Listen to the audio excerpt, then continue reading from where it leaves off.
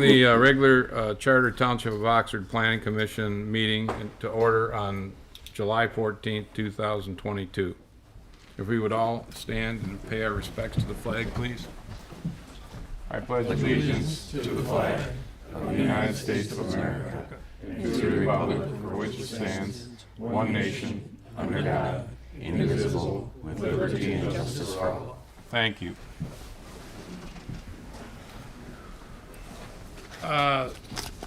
Susan, we have a new member this evening, and I don't know if you have him in your roll call. I do. Okay, we have a new PC member, Justin Ballard, and so if you would note the roll this evening. Roll is noted. Mr. Spiz and Mr. Hunwick are excused, and there is a quorum.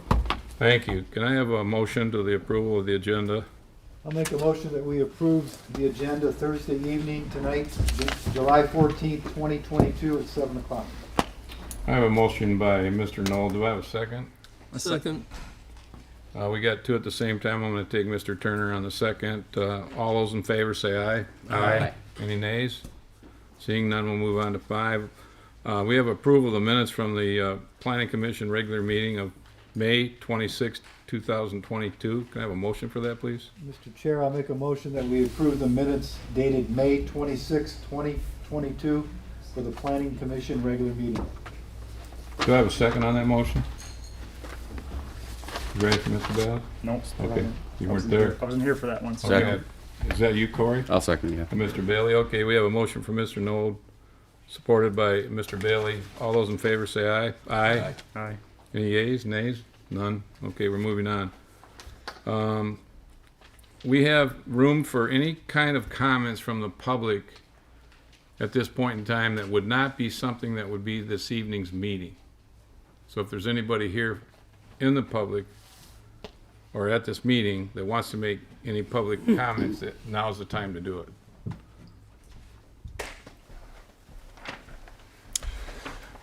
Good evening. My name is Rick Rice. I'm a local business person in the area since the 80s. My family's been doing business in the area since the 60s. I have a statement I would like to read from our attorney regarding the petition for the special use. Well, wait a minute, Point of sir. order, sir. Wait a minute, sir.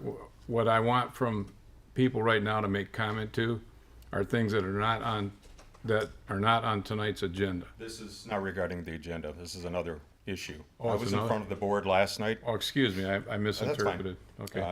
I was in front of the board last night, and I read a letter to them from our attorneys. Unfortunately, they couldn't be here tonight. They're in Grand Rapids, and due to time constraints, they couldn't get here. Okay, I'm going to read the letter that I was sent. okay. So I'm a member of the applicant Production Drive Holdings LLC, who recently applied for a medical marijuana provisioning center license. I'm speaking today to object that my application was not on the agenda today, as well as the ones that aren't before you today. The zoning ordinance amendment adopted allowed for a special use land permit for a marijuana facility, as well as the medical marijuana licensing ordinance and application. Did not provide any notice that the applicants received after the very first day that the application window opened would be treated as a second round applicant. In addition, the amendment to the zoning ordinance that allows for special land use permit for marijuana facilities was not effective until June 22nd, 2022, which was 8 days after it was published on June 15th, 2022. However, each of the applicants before you tonight submitted their application before June 22nd, 2022, when the amendment was actually in place. We timely submitted our application, and our team has extensive experience in safety and compliance in the cannabis industry. We would merely ask to be treated equally with the other applicants and to be given the opportunity to be considered as well. I'm asking on behalf of my team, the Production Drive Holdings application be considered and treated equally as the application before you today. Thank you. Thank you for your comments. Mr. Chair, can we get a copy of that letter to put in our file, please? Do you want a copy of that letter? Might be. As a group right now from the PC? No, just for Susan to put in the minutes. You cannot attach anything to the minutes unless you make a motion as a board We're to not, attach it we're to not the gonna, We're fine. okay. Thank you. Are there any other people here from the public that would wish to speak on matters not related to something tonight's meeting? All right, I'm seeing none, so I'm going to go on to commissioners' comments. Do we have any from the only thing I would like to comment first on is I'd like to thank Justin Ballard for his application to come on this PC committee, because it's tough to find people sometimes to work with on a volunteered basis almost within the community. So thank you. Anybody else like to speak? Seeing none, we'll move on from commissioners. Now tonight we have 3 public hearings, so I'd like to stress for just a minute, and I'm going to have Zach come up and just in a brief moment make some comments and how we will handle these public hearings and receive public comments regarding these. They're very similar in nature, but we have 3 individual people here for public hearings, so we have to open and close each one individually. So we've got a lot of new faces here. Land use planning control law can be sometimes complex, so I want to try to put the framework in.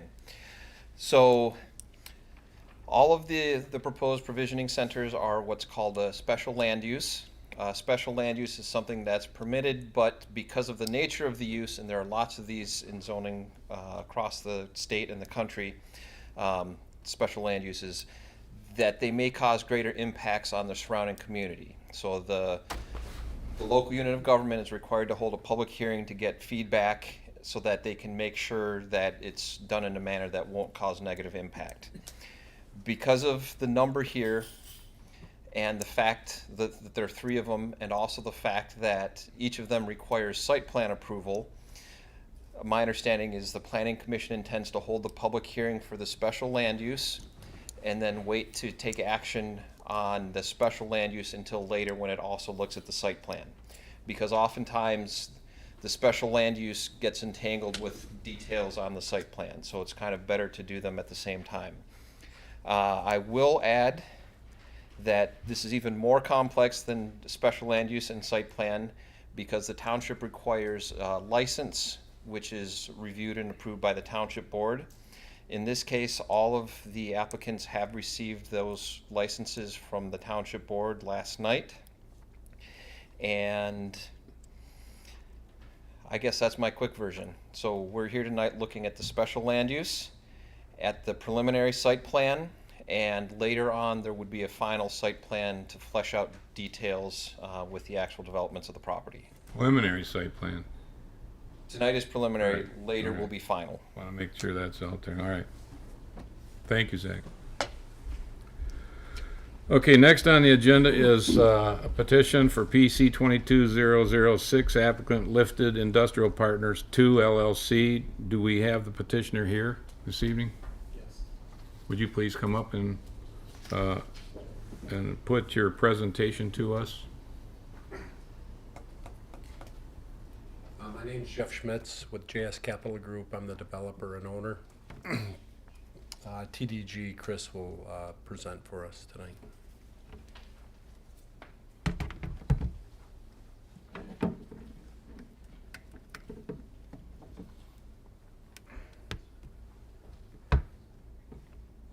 I'm plugged in up here.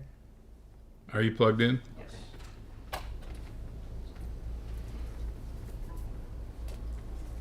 Alright, so I'm just going to run through the site and then the plans, and so everyone's familiar with it. So the site is located north of Drainer at 653 Lapeer Road. This is some photos of the existing building. You can see there's an entrance on the side of the building, and then there's the existing building has the main entrance on the front. There's parking in the front, and then on the north side of the building, there's a drive and some egress exits. So the existing building, some of the non-conforming parts of the site plan is there's parking in front of the building. The parking on the south side of the building is kind of awkward, and the building itself is within the setbacks that are non-conforming.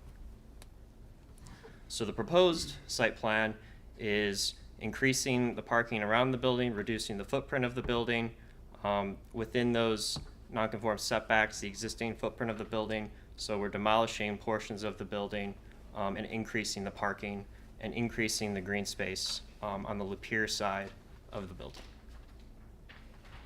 This is a site plan representing the new landscaping. It'll be utilizing the existing trees for the green belt on the east side, and then some new green space along the Lapeer Road.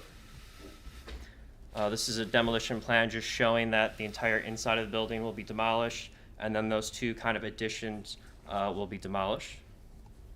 And this is a very preliminary floor plan showing what the provisioning center would look like, with the entrance being on the southwest corner, and then as you get further back, more less public spaces.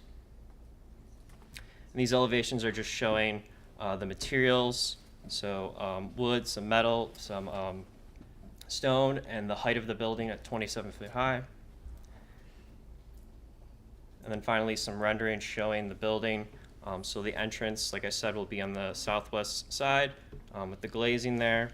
And then you can see along the Lapeer Road side, that glazing is tinted out as required by the zoning ordinance. Thank you. Okay, thank you for that. We need to open this public hearing at this point in time, so I need a motion to open this public hearing. Mr. Chair, I'd like to make a motion to open the public hearing for Lifted Industrial Partners 2 LLC at 7/11 on July 14th, 2022. I have a motion from Mr. Knoll. Do I have a second on that motion? I'll second. I have support and seconded by Mr. Turner. Okay, thank you. So at this point in time, we're open to the public.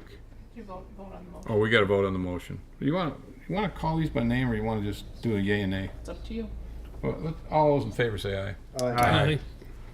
Any nays? Seeing none, the motion is now open for public hearing. Is there anyone here this evening that wants to speak in regards to the first petition PC 22006 for the applicant named Lifted Industrial Partners 2? Yes. Yes, sir. Should I approach? Yes, sir. Yeah, my name's General Collage. I own the auto wash next to where they're. Okay. My main concern is on that north side of the building. Is that going to be the exit, or is that just going to be deliveries like it was for the Mazda Auto Parts? I would, I want to be careful. It's a question. You might have to wait, because during public comment, we are not allowed, we don't get into conversation back and forth with questioning and answering. We're just here to receive public comments at the time. You have a good comment. Yeah, because that could be, if it's a main exit, that could be a I'm definitely problem. listening to you, and I looked at this site plan myself, so I was kind of curious about what you just made comment to. Yeah. But we need to have you bring that up at a little bit different time this evening when we get into the preliminary site plan, where you're allowed to come up and talk at that time, and we can Okay. answer. Yeah. But right now, we're just here for public Oh, comment. yeah, Okay, sir, No thank problem. you. Okay. Is there anyone else here to make public comment for the applicant Limited Industrial Partners 2? Okay, we've had public testimony. We need a motion to close the public hearing. Mr. Chair, I'd like to make a motion to close the public hearing at 7/14 for Lifted Industrial Partners number 2 LLC. Do I have support for that? To close this public hearing? I'll second. Okay, I have a motion by Mr. Nolan, seconded by Mr. Ballard to close the public hearing. All those in favor say aye. Aye. Any nays? Seeing none, the public hearing is now closed. Now, technically, Zach, I want to ask a quick question. This is when we would normally take comments from the township's consultants and staff. Are we going to wait and do this after we do all these public hearings, or are we going to do these in rotation right now in order? Well, that's up to your discretion. You have the ability to Ask the members of the board if they want to take all the public hearing comments first and then do all preliminary site.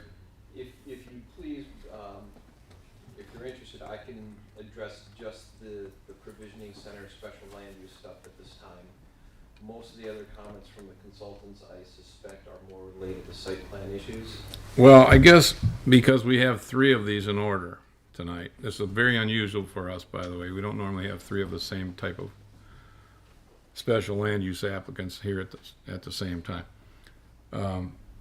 What would be the opinion of the members, I guess as the PCS, how they want to handle it? We probably should do, I believe, just to stay on track, Zach, and so we don't put anything out of order. We should probably have the comments from the township's consultants and staffs now, and then we will take the next one as it comes to us. I would suggest you also have your discussion. And have our discussion after the correspondence that we receive? Yeah, okay. Thank you. All right. So my comments at this time will just be addressed to the special land use. Marijuana provisioning centers are a special land use in the marijuana provisioning overlay district. This property is within the marijuana provisioning overlay district.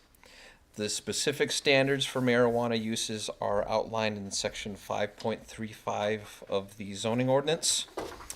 The quick version is, I'm frozen.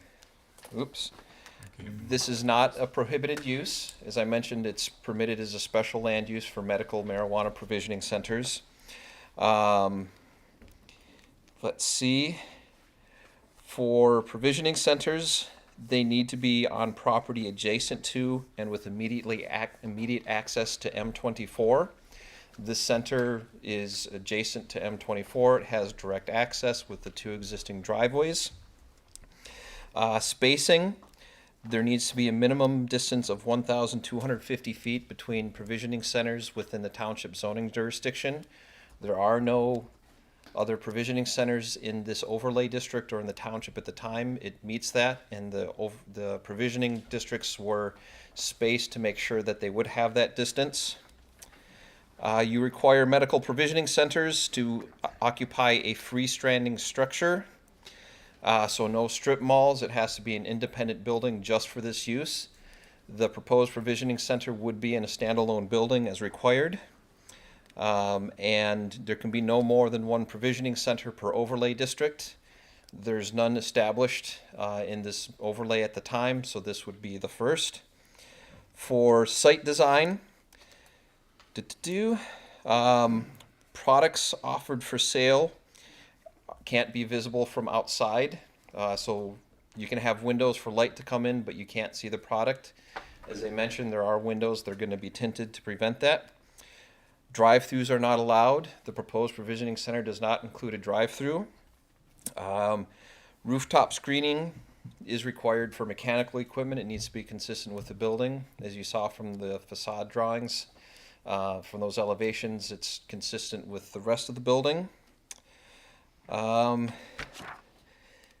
other highlights, all of these facilities need to be inspected before they can begin operation. That's in your zoning ordinance, and it's in the state acts, the various state acts. There are a couple of provisions that are kind of apply to the use. You need to follow all the state laws. You can't smoke marijuana products on the property. Your sale of retail is limited to accessory for the medical marijuana. Going through here. Outdoor storage is prohibited. There is no outdoor storage proposed. They're not growing any plants. A security system is required, and for this and the other applicants, I, as your zoning administrator, have not received a copy of that. My understanding is that the plans are prepared, that they were shared with the sheriff as part of the licensing. So one of the conditions I noted in there is that the security plan be provided. That's something that they can provide between now and final site plan. And the state has very specific requirements about cameras and that it's recordable and that they can have access to it. It's kind of like Ocean's 11 where there's no gaps in the cameras type of thing. Can't sell tobacco products. Exterior signage is limited to a freestanding sign or a wall sign.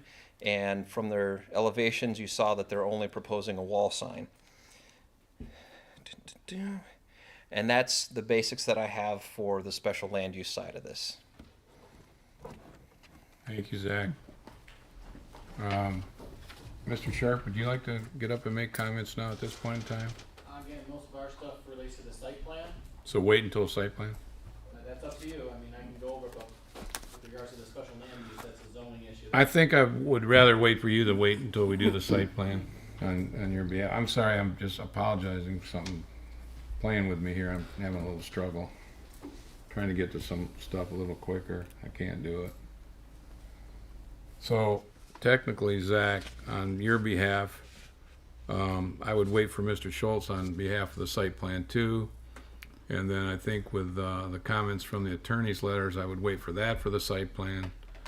So at this point in time, I would then look for any comments from the commissioners regarding our, well, actually, to review any of the correspondence we have, I would look for comments from any commissioners at this time, if they have any, in regards to what was just said. And I was trying to pull it up, sorry. I'm still trying to pull it up. Seeing none, we have no question here. Oh, you do have a question? I'm sorry, Corey. Some of the provisions that you said where they could only be so far apart or so close. If this one is approved, does it negate the other two? Or No. put restrictions on the other two? No, I would liken it to a belt and suspenders and drawstring approach that you've got written into your zoning ordinance. So the way that you've tried to limit it in the township here is you've created overlay districts to try to focus areas consistent with the intent and purpose of doing this. The next thing is you've said you get one provisioning center per overlay, and the next is the spacing. Now, when we created the overlay districts, we spaced them a quarter of a mile apart so there wouldn't be overlap.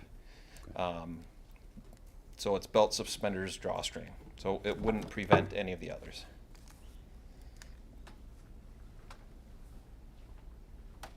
Are there any other commissioner comments at this time? No, sir. I would then be looking for a motion. No. No, not next. What am I looking for? If you're done with this one, you can go on to the next. I can go on to the next public Yeah, hearing? Because the motion for the Will be special for land use preliminary. will be handled at the same time as the preliminary site Okay, plan. thank you so much. I know why you're here, to keep me in order. I love it. Okay, then we have, our next petitioner at this time for public hearing is B on our agenda, which is PC 22007, an applicant. I have to apologize. I'm not sure how to say the person's name for the LLC. K-U-R-A-T-I-V. Who is that? Curative. Curative. Curative LLC. Curative LLC. Thank you, Just a cute sir. way of spelling the word curative. Yes, I'd sir. like to make a motion to open a public hearing. All right. We have a motion by, thank you. We have a motion by Mr. Nold. 7:24. Do we have support for the opening of the public hearing? I'll support. And support by Mr. Turner, so all those in favor say aye. Aye. Aye. Okay, the public hearing is now open, thank you. Now, technically, I thought we were supposed to have the We had presentation the by the presentation petitioner first, and first, then the public. I'm and sorry. then the public hearing, so you're throwing me off too now, John. Yeah. I'll Yeah, stay I'm over having here on enough the trouble, side. I'm having enough trouble trying to keep up with three at the same time. apologize. Why don't you present yourself to us tonight? Thank you. My name is Mark James. I'm an attorney. I represent Curative LLC, one of the petitioners here this evening. I was talking to Jim before this hearing, and back in the day, I would prepare a PowerPoint presentation, and I would go over every single question in the zoning ordinance, and have the question and the answer. I'd read that PowerPoint, and we'd be sitting here for an hour as I did that. I didn't do that tonight. That's You can nice. take me later. I do want to address a question, though. In one of the reports, the question or the purpose of the special land use is stated. It's the purpose of special land use review is to determine if the proposed use is compatible with the surrounding area. That's pretty simple. If we look at where this location is, which is 1225 South Lapeer Road in Oxford Township, if we look at the surrounding uses and we look at what's there right now, it's a virtually vacant plot. It's got a couple of structures that are left over from when it was a gas station, but it's, and Joe, I apologize, it's a bit derelict. It's in need of some rehabilitation and some development. The development we propose to put on this piece of property is going to be harmonious with the surrounding uses. It's going to be a beautiful building, which you will see during the preliminary site plan review portion of this hearing, or this meeting. It's going to enhance the property surrounding the location. It is going to be compatible with the surrounding area. And I think we need to keep that in mind as we consider whether or not to approve this special land use. I know you've reviewed our application. You've reviewed my letter that was attached to the application. I have. It was very lengthy for what we had. We have multiple pages for this meeting this evening. Yeah, and I'm not going to go through and read that. That is your You've read application it, form yes. up there right now. I'm trying to pull things up as you're talking. Absolutely. Instead of rehashing what's in the application, instead of stepping on the toes of Jim Butler, who's going to go over the preliminary site plan, I'll answer any questions you might have of me right now, and if not, I'm going to excuse myself. I think what we're going to do is we want to get through this public hearing Absolutely. format first, and then we're going to go into communication. Of course. Okay, then I'm going to excuse myself. Thank you So, very much. okay, now, we technically kind of misrepresented ourselves, and we called the public hearing part earlier open. So we We need. didn't have a second on the motion, but I can No, it's- resubmit. No, It was it's- seconded. it was seconded, The we public opened hearing is it. open. So we have the public hearing open. So now, if there's anybody from the public in regards to this petitioner's request that would like to speak, now would be the time to come up and speak in regards to that. Mr. Rice. Good evening again. I'm the adjacent property owner to this site, and my concerns are I have potable wells that are, one is 22 feet from his property line, the other one is 80 feet from the property line. As noted, there was contamination at that site for many years. We're not sure where it migrated to or if it's been totally cleaned out. I would absolutely request that we find that out. If it does impact my wells, it's going to be a very big problem for us. It also adjoins another property next door to them that also has wells. So wells are a problem. That's my comment. Thank you. Is there anyone else from the audience at this time that would like to speak in regards to this?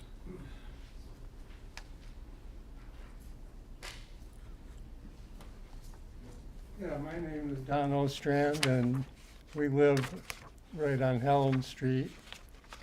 And we look out into that vacant property. And there was some mention of 1,000 feet from houses. I want to back up for 1 second, Mr. Ostrand. You said you lived on Helen. We're talking about a piece of property at the moment that is south of Drainer Road on the east side. So we're talking about a property that's labeled as 1225 South Lapeer Road. Oh, You're living north of the fire hall, right up on Helen. So we would wait 1 minute before we would listen to your comments, because we'll be doing that one next. oh, So if you would just give us a moment, we'll be to you. Thank you, sir. Is there anyone else from the public at this time that would like to speak in regards to this petitioner's request? All right. Now we've had the public testimony. Now we need a motion to close the public hearing for petition PC 22007. Mr. Chair? Yes, sir. I'd like to make a motion that we close the public hearing for partial ID 0435127022 at 7:29. That's 1225. I have a South motion Lapeer. by Mr. Knoll. Do I have support? I'll second. I have a second from Mr. Bailey. All those in favor, say aye. Aye. Aye. Any nays?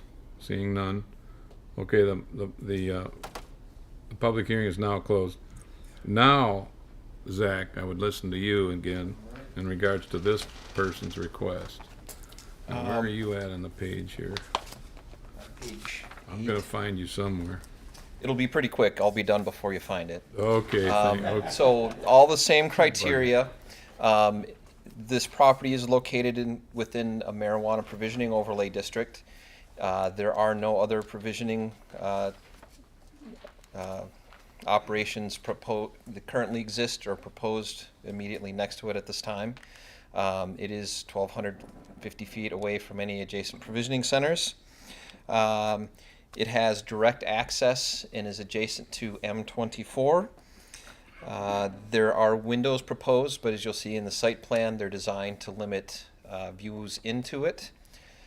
No outdoor storage proposed. There is a facade that goes up to cover any utilities on the ceiling.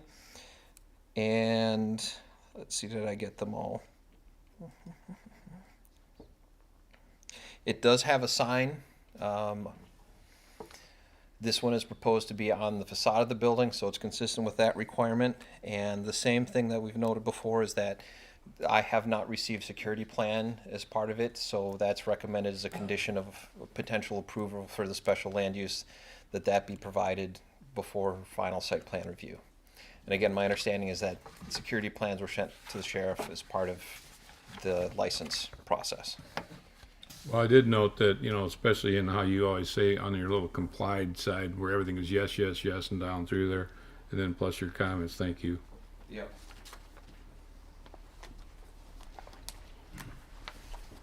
Okay, I want to get back on track here. We have the comments from our consultant, Mr. Michelle. Now, do we have any review of the correspondence or any commissioners' discussion at this time? Mr. Turner, Mr. Bailey? No, sir. Mr. Knoll? Okay, seeing none, then I need a motion to close this public hearing. No, excuse me, I don't need a motion, it's closed. We're done. We are moving on to petition C of tonight's agenda, which is PC 22008, which the applicant is called Frequency Wellness LLC. Oh, you're here again. Hello again. Okay. The long-winded one, right? I didn't think that you said that earlier. So. I feel like I'm in court. What's that? I feel like I'm in court. Shall I introduce myself again? Yes, please, for the record. For the record, my name is Mark James. I'm an attorney representing Frequency Wellness. And this is in respect to its application for a special land use for property located at 280 North Washington Street in Oxford Township.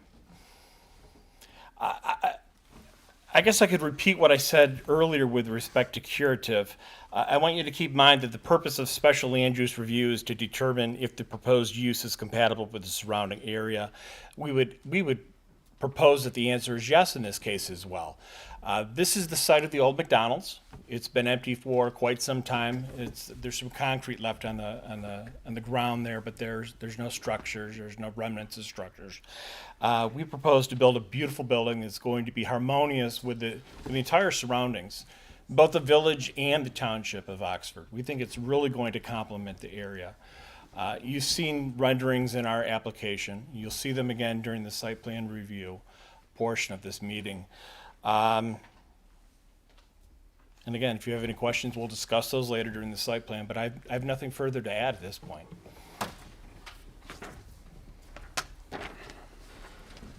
Okay, we've had the presentation by the petitioner. Now we need to open this public hearing for PC 22008. Chair, I'd like to make a motion.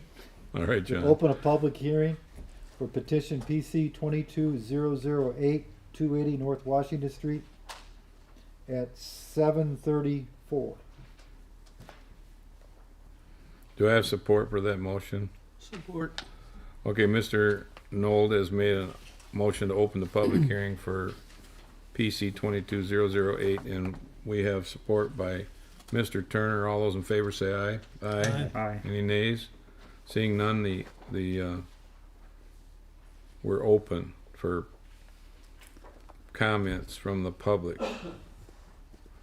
Is there anyone here from the public that would like to speak in regards to this specific? Okay, we have a couple. Okay, we'll get you in a minute. So anyway, I'm just kind of concerned when, I don't think there's 1,000 feet distance anywhere in that parking lot from the houses on the 3 streets that are there. I'm wondering how this is gonna impact the value of our homes. I think it's, I can't answer that right now, but I wish I would. I'm listening to what you're saying.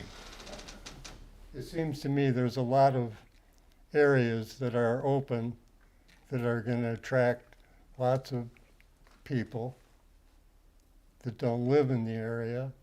And I'm just concerned for the safety of the kids and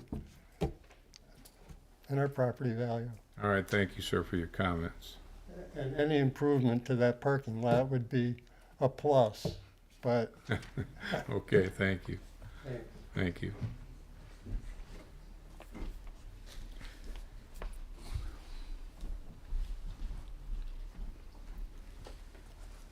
Good evening. My name is Lisa Launder. I'm also an attorney in the state of Michigan, and I also own the salon that's directly adjacent and south of this property. And I've been a resident of Oxford Township for over 25 years. I've also owned the property at 112 North Washington Street, otherwise known as Oxford Tan and Spa, for over 10 years. And my concerns are as follows. First of all, I never received any notice, and I know under the ordinance or zoning that technically you don't have to give notice other than what you did in a newspaper, I believe, under the Oxford Leader, which most people, as we know nowadays, do not read newspapers. They look at their phones for informations and things. I had no notification, and I'm directly next to this property. The marijuana provisioning center special land use overlay, when this was heard, directly affects my property because that included part of my parcel. I own 2, the driveway and the back lot, as well as my salon. I am concerned with regard to the homes directly behind this and how it's going to affect them. I'm very concerned with regard to how it's going to affect my property because eventually I would like to sell my property. I am getting to retirement age, and for example, if somebody wanted to come in and put a daycare there, they're not going to put it next to a provisional center. Educational facilities. I could go on and on about the types of businesses that wouldn't even look at my property with a medical marijuana provisioning center next to it. So I respectfully disagree that this is not compatible with the surrounding area that Mr. James presented. And that's all. Thank you. Thank you for your comments. Thank you. Good evening, Mary Ann Keynes. I'm a resident of the Stony Lake Village condos, which is part of the Waterstone community here in Oxford Township. And I'm here this evening to speak in regards to this particular parcel. I don't have anything negative about the company that the applicant for this particular medical marijuana provisioning center, but I am concerned in regards to the parcel and its location. And I have 4 points that I want to bring up, and I'll go more in detail. But in summary, the first point is the unfitness of this location for this type of business. The second is the impact on the traffic flow. Third is, why was this parcel selected and up for this type of business? And 4, what is the current status of the marijuana business in Oxford Township and the village? So going back to why I feel that this particular location is unfit for this type of business. Number 1, you've heard from prior speakers, the residential factor. There are homes on Harriet Street and on Helen Street. There is a Goddard School across the street. There is a medical facility, McLaren Urgent Care Center, across the street. And if it's my understanding that our supervisor, Jack Curtis, is still pursuing the Beaumont Hospital facility, just which would be hundreds of feet away. None of these would wish to have a medical marijuana facility in walking distance or neighboring to this, to their facilities. Secondly, looking at the traffic flow. This is one, in my opinion, one of the most dangerous strips of M24 in Oxford Township. This medical facility would be, medical marijuana provisioning center would be around a blind curve. You come around that fire station, those lanes have been narrowed, you're coming around, not seeing what type of traffic is ahead of you. We recently just had that left turn lane added by MDOT in that area because of the bank and the McLaren Urgent Care Center, but it still has not really solved the issue of narrow lanes, left turn capability, and around a blind curve, and you have traffic flow that's going to be impeded. Somebody may come around that curve and say, oh, this is the facility I'm looking for, and if they apply their brakes, I mean, all of you have driven that particular strip of land, you know that if somebody applies their brakes, you're in big trouble, especially during the winter months and the icy roads.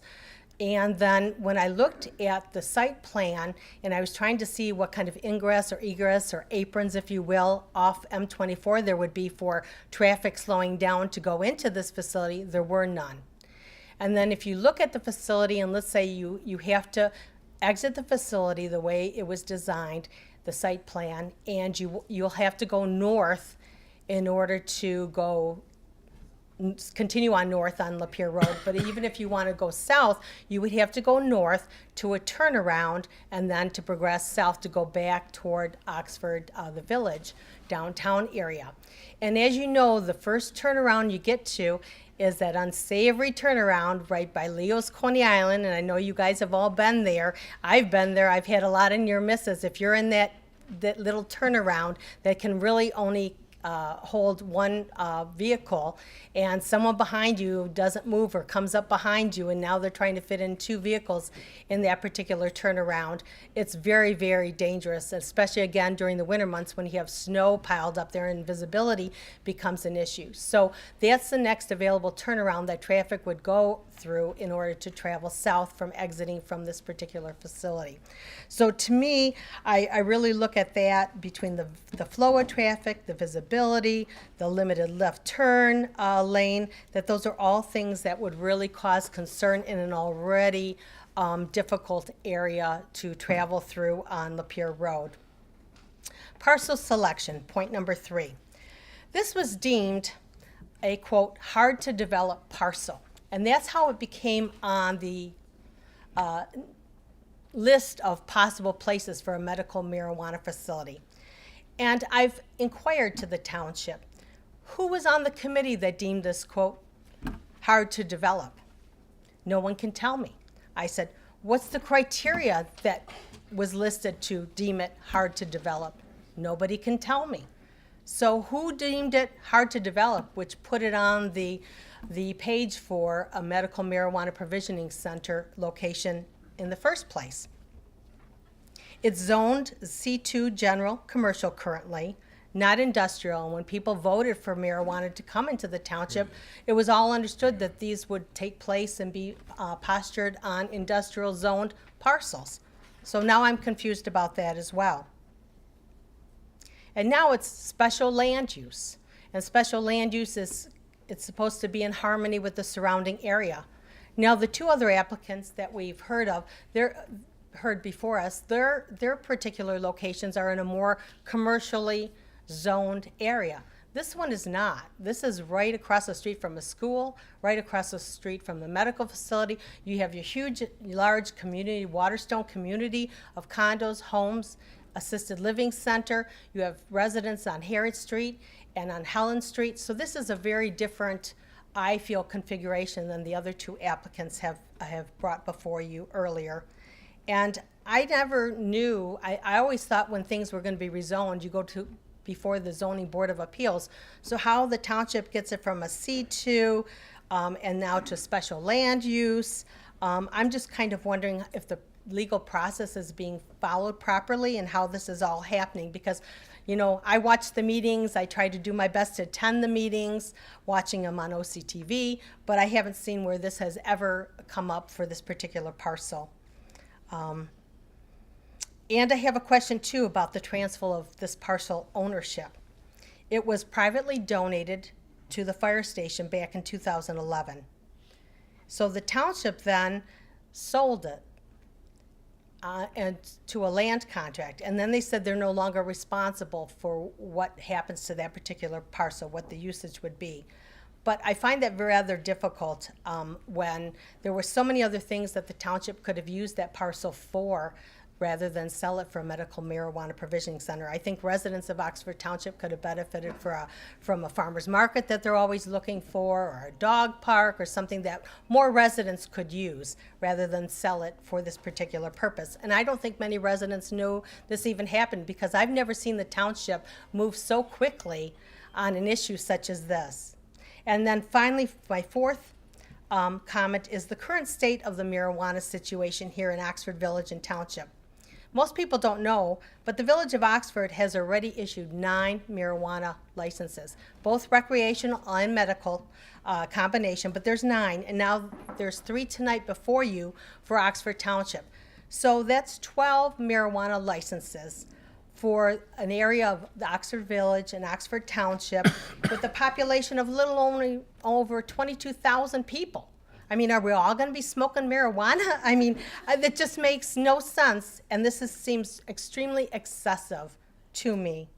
And just a closing thought, on this particular applicant here for this parcel, it's a medical marijuana provisioning center. There's deemed 61 parking spaces, but only 3 are designated handicapped. That just doesn't make sense to me for a medical facility, that only 3 spaces would be handicap designated. So with that, I apologize if I went over my 3 minutes, but I think I speak for some of the other folks here this evening, and I don't know if there are others after me, but thank you for your time and consideration. Thank you.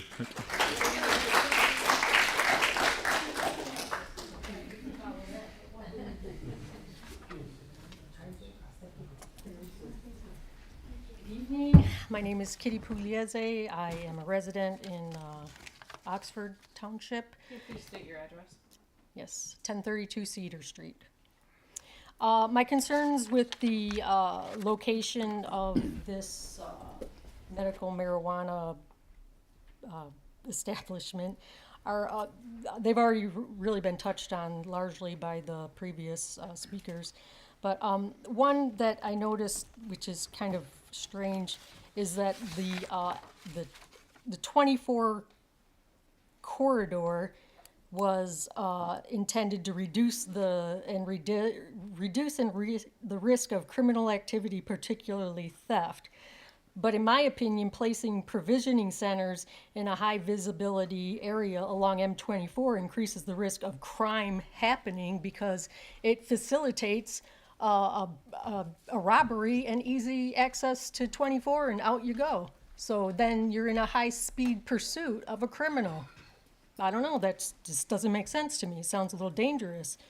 And also, I read something that the petitioners' names should also prove that they are owners of the sites that they are intending to use. But I'm seeing that the site for this petitioner, 96, a portion of 96 North Washington, is under the Oxford Township Fire Department. So shouldn't their name be on the application? I don't see a sale that indicates it's been sold. So, but it's on here, the address is on here, but their name's not on here as part of the applicant for this process. Also, I'm just going to reiterate that they are very close. They're probably 500 feet or less to a residential area right behind them. And I know that, you know, a lot of those residents are probably here by what I can see. And, you know, they would have concerns. I would have concerns. Because, I mean, places like that do get robbed. I just don't think that this is conducive to creating an environment in that particular area that has a high value for bringing in good business that we need, retailers that we need. We have no retailers out in this area. We have to drive 20, 30 minutes to buy a pair of jeans, other than Meijer. There's nothing out here.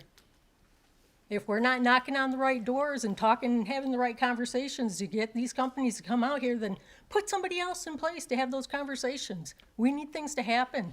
We don't need medical marijuana provisioning centers. That's it. Appreciate Thank your you. time and thank you. Thank you.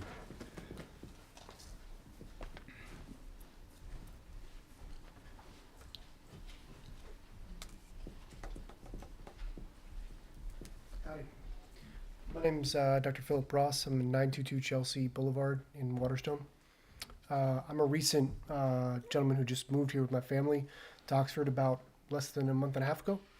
So happy to be here. And I apologize. I was unaware of this meeting until this morning when my wife texted me.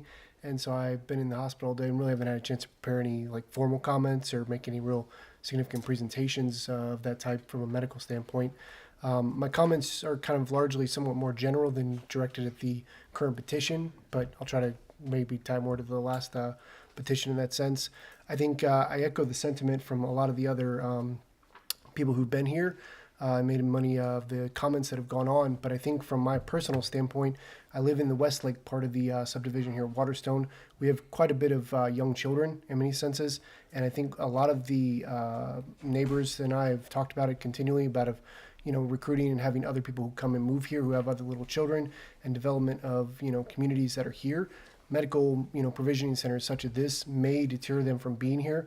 I was unaware of these kinds of things going on. Not that this may have necessarily fully deterred me, but it definitely would have caused a little bit more of a consideration pause before we moved up here to Oxford from down in the lower part of the Metro Detroit area. Furthermore, from a medical standpoint, I just had one question. The overlay distances, what was the criteria that was used to determine how far apart they could be? And then what kind of research was actually implemented to determine that distance? Was there any medical consultation for that in terms of how many, could be given within the township or how far apart that needed to be? It just seems, a little bit excessive. We were considering 3 petitions tonight, and I don't really know what the criteria was that. We don't have to answer that right now, but that was a comment that I wasn't really sure. Okay, I'm gonna make note of it. From just a medical standpoint. But furthermore, I think in many aspects, there's a lot of discussion in the medical community, and I think obviously publicly as well as professionally, there may be some differences, but, I hear a lot of words curative and lifted, in regards to these provisioning centers and what they can do. And I want to offer a very strong word of caution, because I think that even though these are obviously, regulated, they are obviously legal in the state of Michigan, they are still Class 1 scheduled FDA substances, right? There are substance abuse disorders that are associated with them.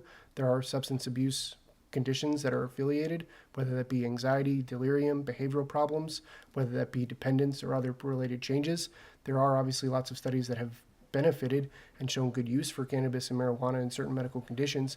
But in many senses, I think that there is, in my personal and professional opinion, an overuse of cannabis in a day-to-day, instance. I mean, I see it with a lot of my patients. I work in the neuro ICU. I've seen patients who've had, cannabis or marijuana that's been laced with other substances who have ended up in comatose states for prolonged periods of times on ventilators. It is not a quote-unquote safe drug. It's not a quote-unquote a natural substance that is okay in many instances. If it wasn't, I wouldn't be here speaking to you tonight. So I just wanted to make those comments and just make sure that that was heard. And I appreciate you taking time to listen to me. Thank you.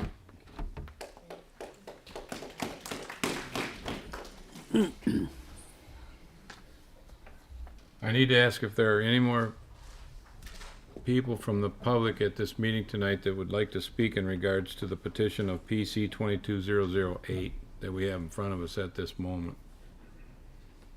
All right, I'm seeing none, so I think we need to have a motion to close this public hearing.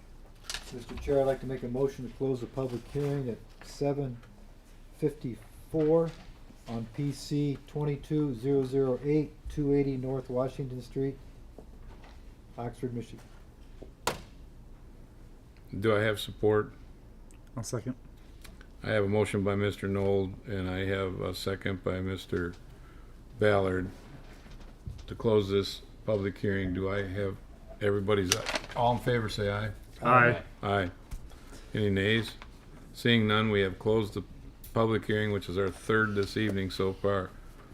Now, we need comments from Zach in regards to this public hearing. I think I tried to bring you up sooner, Zach, than Yep. later. And I have a question for the chair. There were a lot of questions raised by members of the public. If you'd like, I can try to address them the best I can, either now or later. If you want it now, I can talk about I this. think, and then- Zach, if you did it now, it might help, with the audience we have in front of us. I Okay. don't know, so that they get an understanding too of what's going on. Yep. Because I heard some of the similar questions I think you're gonna comment about. Yep. So I will first do my best to answer the questions that I quickly jotted down during there. If I've missed any that folks on the planning commission right. think are important, let me know. So the planning commission held its public hearings for the amendments associated with medical marijuana last year. I believe it was in November and December. It got forwarded to the township board. They adopted it earlier this year. It is a bit different than what had been in the zoning ordinance previously, which focused on grow facilities with more than 12 plants. So this went a bit broader. It allowed for medical provisioning centers within certain areas, and it allowed for larger grow operations within industrial properties. There was no committee to determine no special committee to determine where distressed properties were. Instead, as part of the work developing this, there was a focus on, as compared to other communities where we just say, do it wherever, and then your entire town becomes provisioning centers or marijuana uses. There was a deliberate attempt to have this be directed on those areas that are difficult to develop. So first the ordinance review committee, and then this body, and then the township board looked at maps that were specifically drawn. In this case, we know it's a difficult to develop property because it's been vacant for so long. It's a really small site for modern commerce or retail or restaurants. We mentioned the traffic challenges, and that was the same for the other areas, that we knew that these are sites that would be challenging to redevelop because they've been vacant, they've been unused, they've turned over, or they're weird lot configuration that makes it difficult and undesirous for folks. I will say that originally there were actually 4 provisioning areas that were proposed, one that was farther north. The township board, as part of its deliberations, decided that should come off. So that's how we got with this 3. There's no trip to the zoning board of appeals for zoning amendments, zoning text amendments or zoning map amendments. The public hearing is held at the planning commission. That was done last year, and then the township board adopts it. Let's see, the separation distance, the 1,250 feet. As I mentioned, that was part of the belt suspenders drawstring. There were no medical studies done to determine if that was the best distance or what that would do for saturation. Rather, we looked to other elements of zoning law in the state of Michigan, and the state of Michigan requires certain uses be separated by 1,250 feet. And so we use that as a state has determined this is appropriate distance to keep certain things from being clustered, and that's how that got into there. Let's see. And it's only from other provisioning centers. It's not from other uses or residential areas. It was from other provisioning centers to stop clustering. It's like similar to a lot of communities will say we don't want to have a lot of adult uses together because we don't want to have a red light district. We want to keep them apart. It was that same kind of thing of keep them separated. Let's see. As part of that zoning amendment process, the State of Michigan Zoning Enabling Act requires you to do public notice for certain things that you're going to do. Generally, anything that requires a public hearing, you have to publish in a newspaper. That's, you can wake up in the middle of the night and write that down. It'll be the same forever. If you're doing a zoning map amendment, you may have to and you may not have to. So the Zoning Enabling Act says if you've got more than 11 contiguous properties, and you can go across the road with that contiguousness, you don't need to provide notice to the property owners or to the adjacent properties within 300 feet. And all of the provisioning overlay districts had more than 11 properties, so the township elected not to do that notice. Let's see. Let's see. I described the legal process, how we got here. It is listed as a special land use. Not necessarily related to the special land use, but the number of handicap parking spaces is within building code, and it's based on the number of spots in the parking lot. There's a minimum you have to do. You can do more if you want. Mr. Berger's a building official, so maybe he could speak to that later on. But if you're a rehabilitation center and a lot of folks are coming in and limping, you can put more, but you can't put less than what the code says. Let's see. At this site, actually one of the things when we get to the site plan review is it's going to have two driveways. There are two driveways for the old McDonald's. It's not going to have any access from Helen to the north, and because it's being combined with the portion of property that's for the fire department now, there's actually going to only be two driveways there instead of potentially three, were that other property not part of this development. And my understanding is that Supervisor Curtis has signed on for the application as the owner to say we're aware that this is going. We allow the applicant to do this on our behalf, and that's very common in land development where someone doesn't purchase it until approvals are underway. So it's kind of like you have the rights to develop it within a certain period. And my understanding is that the rear of the property, we do have the fire chief here, so I can confirm this, it will remain with the fire department, and they're going to use it for training and probably even a training tower. I hear about that every now and then. Did I get most of the questions? Were there any that I missed? I believe you did a pretty good job. I just have some things I'll make comment to a little bit later when we, as commission members, make our discussion.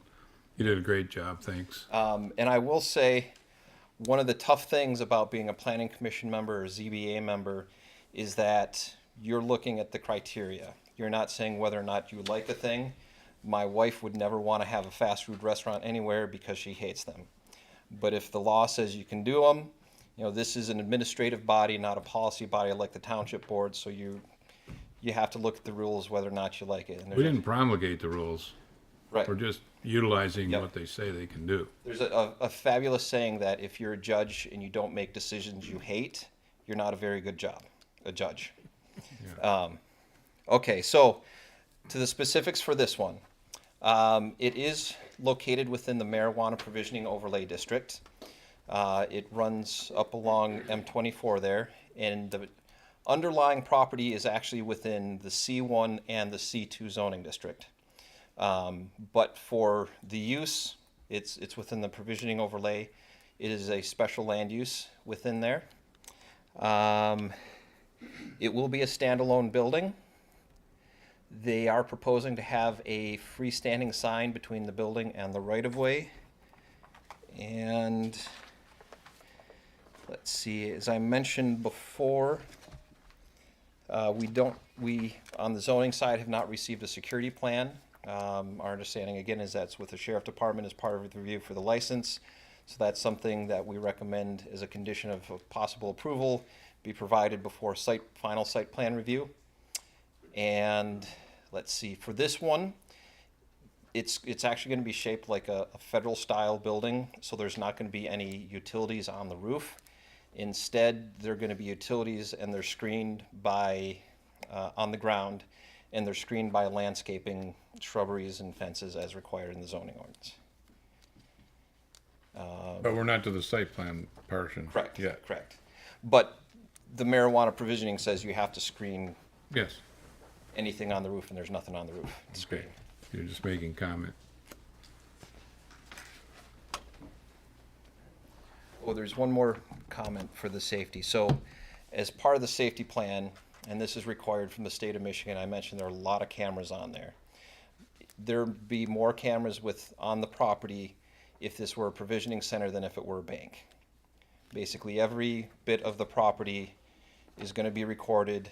The state of Michigan requires that to be recorded and to be available to the police for review. That's one I missed there. All right, Thank you. Thank you. I think you did a great job. A lot of questions. After reviewing the correspondence, what about planning commission members? Do you have any discussion at this time? Not this time, no. Mr. Knoll? No, sir, thank you. On behalf of myself at this point, I was kind of grateful that you discussed on the distance portion of it, because that was very hard to decide on at one point in time when people were trying to figure out where we could have this overlay district included in the township, because we knew it was coming. We just didn't know where it was going to fit accordingly. I think you did a good job there. There was a question brought up about ownership as the petitioner, and honestly, I think that would be a question that we would probably have to utilize, and I would think that my attorney, or our attorney, would help us along that line, because that wasn't something I had thought about previously before this evening's meeting. So I appreciate those kind of comments that were brought to us. And in regards to the particular location, when Mary got up and spoke and talked about everything that's around it, and with what's across the street and what's next door and what's behind it and all this stuff, it's interesting to hear from that standpoint, because when we look at the other petitioner's request this evening in regards to what we heard for public comment, those things weren't said earlier in any of the two previous public hearings. So I appreciate people when they get up and point things out to us. Obviously, we know the traffic flow there's been horrendous for a long time, in my opinion. I drive that corridor all the time. And people always speed. They always want to pick up speed before they're supposed to when they go around that curve. So honestly, there's a hardship there, I think, with developing the parcel because of that traffic flow that is created there. And there's certain times of day when it's pretty tough there. So I appreciate everybody getting up this evening and making the comments that they did for us as members when we make our decisions, what we think are in the best interest of the community. So I appreciate you here this evening to do that. Thank you so much. We don't need a motion to close. We're already closed. We have to now move into the portion of this evening's meeting regarding new business. We're done with well, wait a minute. I don't think we have any unfinished business yet this evening on the agenda. So we're moving into new business, which is number 10 on our agenda this evening. So at new business, we start all over again with PC 22006 as a preliminary site plan review with the applicant for Limited Industrial Partners, LLC. So now we start all over again with the petitioner in regards to the preliminary site plan review and who their representatives are for that this evening. So who is with the Limited Industrial Partners Group? Okay, thank you, sir.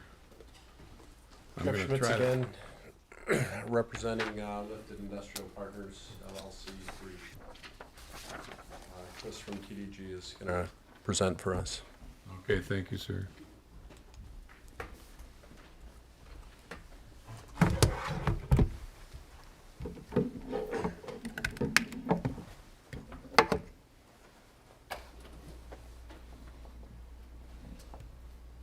Oh, great.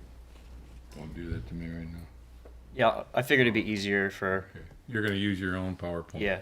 So this is the same as before. I just want to go through it again of the location, a drainer, reiterate more of the site plan related things.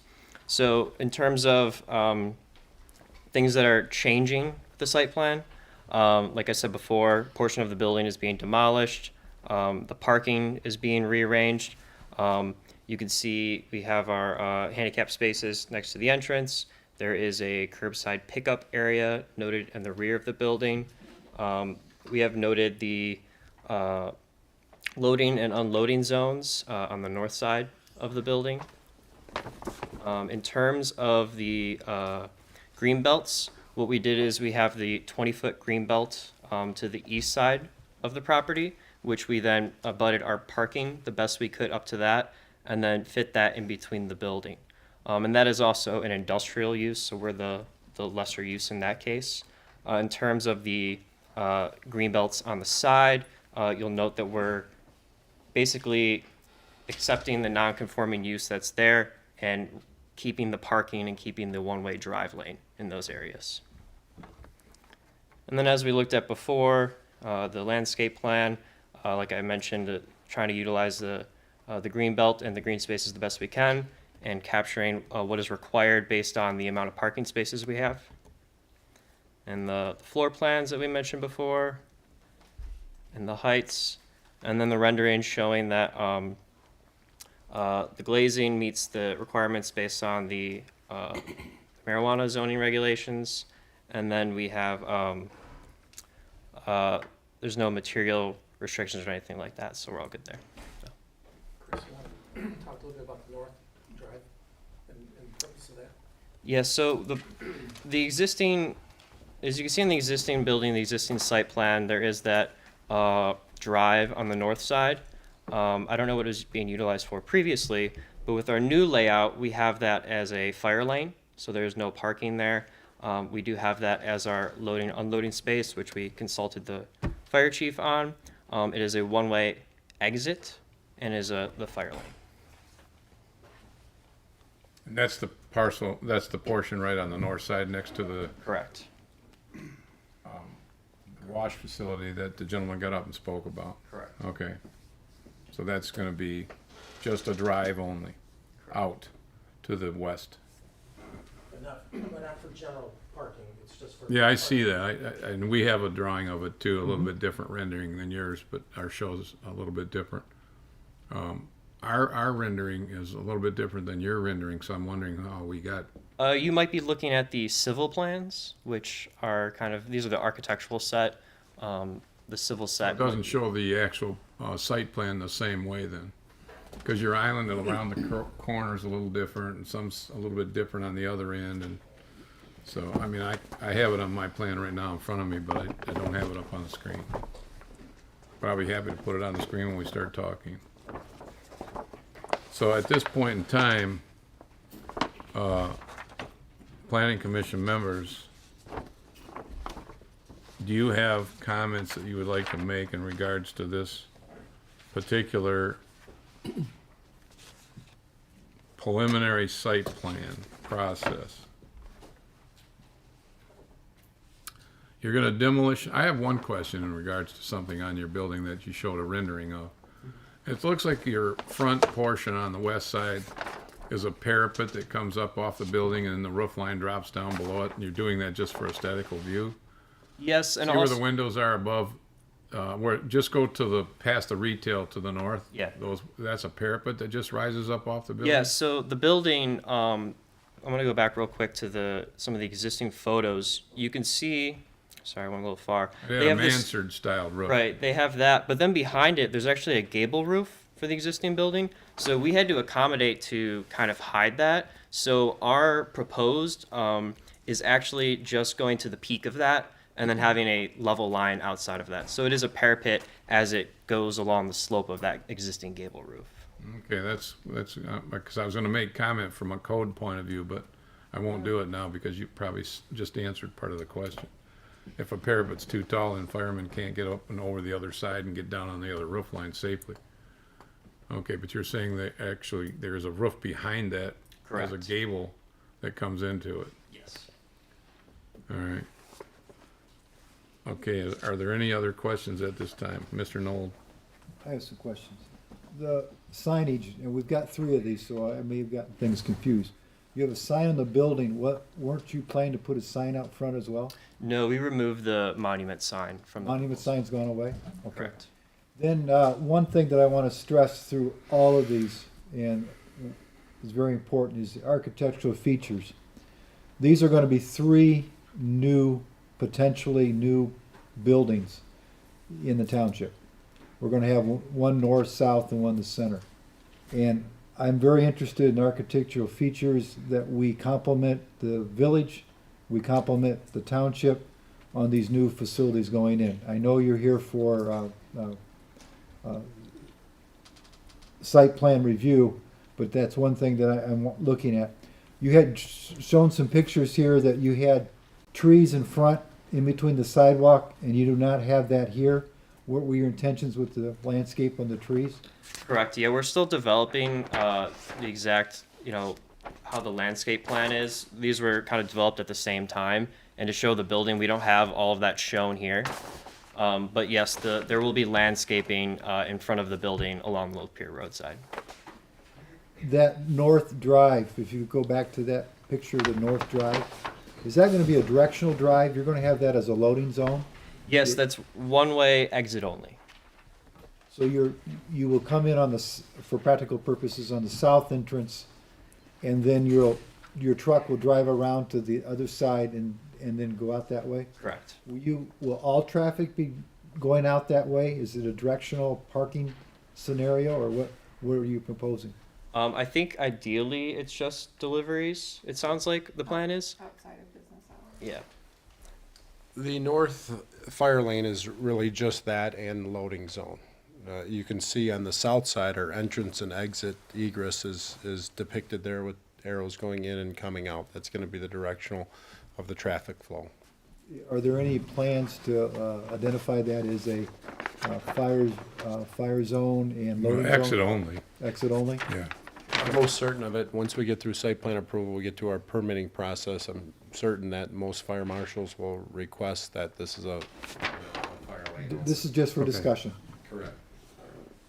I see the chief shaking his head, so The part of discussion or? no, for that as, answer. as That's part of, as part of what's gonna take place. And to answer your question about how it represents trying to find the right theme of this building and how it represents let's use the term culture sphere of the community. We took and we went in front of the planning, we had the special planning meetings, and we took renderings and pictures of existing buildings in that, half a mile radius, and this is what we came up with just as a preliminary, so we could get in front of the special land use. But we do know that we have some more work to do to clean up before we go to site plan approval. Right, we're here tonight for preliminary approval to see if you wanna spend additional money and put something together. More money? Well, that's what it's all about, really. I mean, preliminary means now I move forward, that's what people are trying to find out. One more question, And Mr. I Chair. understand that. You're keeping the same curb cuts, correct? Yes. I believe we are keeping the same curb cuts as it is shown here and what was existing. We are going to have to upgrade all of the parking, and like we've said earlier, we've reduced the square footage of the building, and so that we can. By about 3,000 feet roughly. Yeah, so Yeah, I about a looked at third of that, the too. building we've reduced, so that we could add more green space to our property. I have a question regarding parking then. I mean, in that size building, and how I looked at the floor plan, which you don't have in front of you right now, but when I looked at the floor plan of maybe what it might be like when you're done building it, are you gonna need that many parking spaces on that property? Because, if you were to list actual parking spaces of what you think with employees and then the people that would typically come to a facility like this, and the planning commission, and Zach helped me out, I believe we can address parking based on actual loads, where we look at parking by square foot, by zoning classification and what's required for that type of business. I can address that in my report. And you can address that in your report. So sometimes you might want to consider a little additional room around there without as many parking spaces as, to me, your front entranceway is at the southwest corner. I don't disagree with And you. then all the parking that's way to the back is either gonna be employees or not customers that are all the way to the east. So they're all gonna park in those other spots that are gonna be, right near the building or close by and come through there. Mr. Berger, in a perfect world, as a real estate developer for many years, ideally, we would move that building back, right? Further. We would move it further back. It's already there. It's already there. So, our hands are kind of tied. It's very expensive to put in parking, right? You've got detention and paving and excavation and curb and That's gutter. why I'm and- looking at it and saying, do you need really what you have on that plan? I think that's something we'll look into Okay. and have our civil engineers from Nowak and Fraus dig into that. But we do, when you do look, the most we could do is in the very back of the building with those 12 spaces, we could create a little more green belt buffer, which, we're definitely not opposed to, but I'm not the expert on how many parking spaces. Yeah, you're committed where the building's at in the front. We are. I know. mean, I purchased the building. I drove down there today. Yeah, it's not on a contract. I purchased I the got building. that part. Thank you for your comment. Anybody else right now? Mr. Turner? I have a question. In looking at your plan for demolition on the south, sort of east side, it shows a stairway that would be removed. Now, I'm not familiar with the building to know, is there a basement under the existing building to where you're gonna do some fill when you make a smaller building? Or, There's no basement to this building. When we purchased it, this building was actually, it seems like it was one addition after another addition. Okay. And there was some type of an apartment upstairs. That's where you Really? see those stairs. Living space? okay. Wow. I'm glad we don't have that I anymore. was just, So yeah, it was just in that area on the south side. So we're demolishing that area, so there's no longer a second story. okay. I think you're right about multiple additions. More than several, maybe, I don't know. Correct. Because that's how it appeared to me too. And I didn't get inside yet. So, okay. All right. Thank you, Mr. Turner. Yes. Just, and I know it was touched on a little bit, just some clarification, the loading zone and fire lane. How do you have a loading zone and a fire lane? Because if you got a truck sitting there, you're not gonna get a fire truck in there. I don't want to answer that question in regards from me, but I'm listening to you, but Mr. Schultz is here. And do you want to make a comment, Pete, real quick? Oh, I can wait. We can wait until you do your report. I can answer that question for you. On the original, the very first couple times we met with the preliminary planning and zoning guys from the township, everybody called it a loading zone. And then when we got into the traffic area, if you can look on this page here up on the screen, our loading zone is right in the back of the building where you have those hash marks. How this was depicted as a loading zone early on is really not what we would present at, a formal planning commission. That north alley is going to be, I believe the conversation was already had with the fire marshal that that's going to be a fire lane.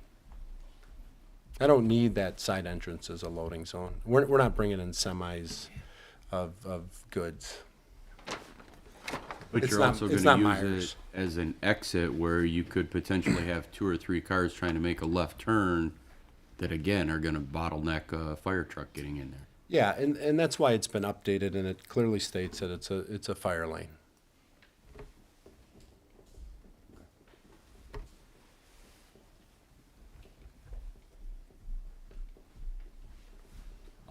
You got to wait for Mr. I'll Schultz wait. to get up. Pete Schultz.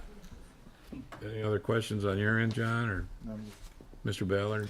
I don't have any questions right yet. I do have some comments. I mean, I do like the aesthetics of the building. I think it looks, I think it is a nice aesthetics. I do like that there's green space in front of the building instead of having parking spaces in front. Now it's green. Now there's landscaping as you're driving through. Because I'm concerned about driving through, driving through town as well and seeing nice buildings, seeing beautiful landscaping, and having the parking on the side instead of right in the front. So I do just wanted to make make that comment. Thanks, Justin. Yeah. Any other comments at this point in time? Well, if we don't have any other comments at this point in time, I think we're looking for a motion in regards to the preliminary site plan. Oh, excuse me, we have a couple other. Go ahead, sir. Sorry for the way you addressed it. I Working all forgot. day. The building looks great. I have nothing against it, and you pretty much answered all the questions on the north end over there as far as being just the fire lane. Now, when we built, when my friend I bought it from, we had a setback. We're way back, so the building looks great, but it's going to go higher. It's going to block my building more. I think we should all have the same setback rules on that. Why can't they demolish the front and make it even?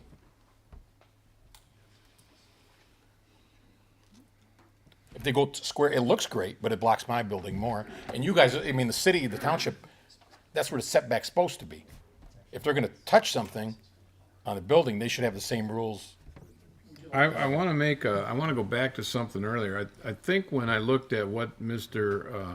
Michelle had turned in earlier in one of his documents, and I looked at setback requirements in regards to this building, I think he was meeting most of the setback requirements. Am I right, Zach? Yeah, I can touch on that in my report. Yeah. As far as the height of the building, we've kept the same height. Yeah, I got that part, because of where the gable is and the parapet and all that. The renderings are a little bit. When it's square, though, this is angled right now. You square it straight up, it blocks my building more. You know what I'm saying? I do know what you're saying, but I want to make one quick comment. I know you're there, because I use you all the time. Yeah, I'm there. Yeah, I'm there a lot. Including today. But I mean, I know when you come in, it's a little bit difficult from the point of the building on the north and the south. I mean, it's kind of been that way for a long That's time. from the state of Michigan. Yeah. That's what happened? That's the state of Michigan. So yeah, if they touch that curb, you guys are going to be in a lot of trouble. Not from me, but from the state. They're very particular right there. We wanted, me and Bobby next door for Louise, we wanted my entrance should be on that side. Yeah. Okay, but they wouldn't, MDOT, then you're talking about. through MDOT, yeah. They Didn't wouldn't let allow- you guys or didn't let. I know they're didn't let getting us. pretty touchy on any more cuts along the highway. right Yes, now. yes, That's yeah. why he Don't- doesn't want to don't- move anything either. Don't touch that curb because you'll be, Yeah, you'll I'm be sure all of over that. it. Yeah. But, yeah, so, because my building's already, my setback is further, so I thought that was going to be the setback for everyone in the sidewalks and everything. So if they square it up, it's going to block. I'm listening to you, but we still have some other parties that we have to listen to in regards to this. Yeah, I'm there every day. It's probably going to affect me more than any other party, to be honest with you. What's the traffic count? How many cars they expecting in each day coming to that building? I can't answer that right now because now Zach, I don't like to make mistakes in what I make comment to, but when we come in with a preliminary plan, is it required yet to have a traffic count study done for this particular site yet? I'll touch on that. You're going to touch on that, thank you. So he'll help answer your question in Okay. just a minute. That's it. All right, well then, Zach, I think we better start with you first. Okay. And then we're going to go, now I think Mr. Sharp's going to get up and comment on this one next. Yeah, I get to lead the parade on this one. I will try to do the quick version since we've already touched on a lot of stuff here. So I'm going to try to play volleyball on a hot beach in August. 54. See, so again, to reset ourselves, this is for preliminary site plan review and special land use later on. Preliminary approval allows them to submit final. There are a lot of items in this report that focus on things that should be added to final. I'm not going to speak about that here. The others, it's in the report. They can read it. All right, so here we go. The site is considered legally non-conforming. It's smaller than what you could create today. It is within the marijuana provisioning overlay district. And for future land use map, it's within the village mixed use, which is an area that considers commercial and potential residential mixes into the future. Area width, height, and setbacks. So there are a lot of footnotes to that fabulous chart you've got on page 5. The building is, to use the fancy jargon, legally non-conforming. That means it was legal when it was built, but if you walked in today and wanted to build it from scratch, you couldn't. So like most zoning ordinances in the US, you're required to allow legal nonconformities to continue to exist, and you can allow modifications to them, you can allow additions to them as long as it meets current setbacks. Now, if you do a certain value improvement on a structure, then it's triggered where it has to fully comply. We've had discussions with the applicants on that. Mr. London, myself are fairly satisfied that the proposed work on the building is going to be less than that trigger that requires the entire building to comply. It does meet the minimum lot width, though. The lot coverage is appropriate. The front yard setback is less than what you could do if you walked in from a fresh piece of property, but it's already there. You can't go closer to the road. You couldn't, extend the building longer and add new stuff within the required setback, but that's allowed to continue. The north or the left side of the building as you're looking at it, that is also closer than what you could do today. It's a legally non-conforming condition. It's allowed to continue to exist. And it meets the building height requirements. There is nothing very interesting with natural resources on the property. There are some trees along the back lot line that are going to be preserved, and the soils are very well drained. Mr. Sharp can talk about their stormwater management is to do some infiltration through trenches on the property. For access and circulation, it will continue to use those two existing driveways because, as we've all heard, MDOT is really cranky. From a planning side, we would really like to see one of them closed for reducing turning. But the fire chief likes to be able to get trucks around and pull them back out once you've pulled them in somewhere. I guess it's because it's a really big truck and difficult to back up. Your zoning ordinance requires that for this type of a use that you have a loading zone with a specific size, which is a semi-truck. As the applicants have said, they're not driving in an Axel Foley sized truck of marijuana to drop off it here. That's a lot of totes. They have the spot where they're going to use for minivans and other smaller vehicles. But your zoning ordinance is always forward-looking. If in 20 years this isn't a marijuana provisioning center, there may be a use that has to take deliveries. But our understanding is that it's just going to be used for circulation, that the in and out traffic is going to both use the other driveway, which is wide enough for that purpose. There is a sidewalk out front. They're proposing a new sidewalk to connect to the building from that and along the front of the building. For parking, there are slightly more parking spaces than your zoning ordinance requires. For this use, your zoning ordinance says for every 200 square feet of the building, you shall have one parking space. They're like 8 or 9 above that.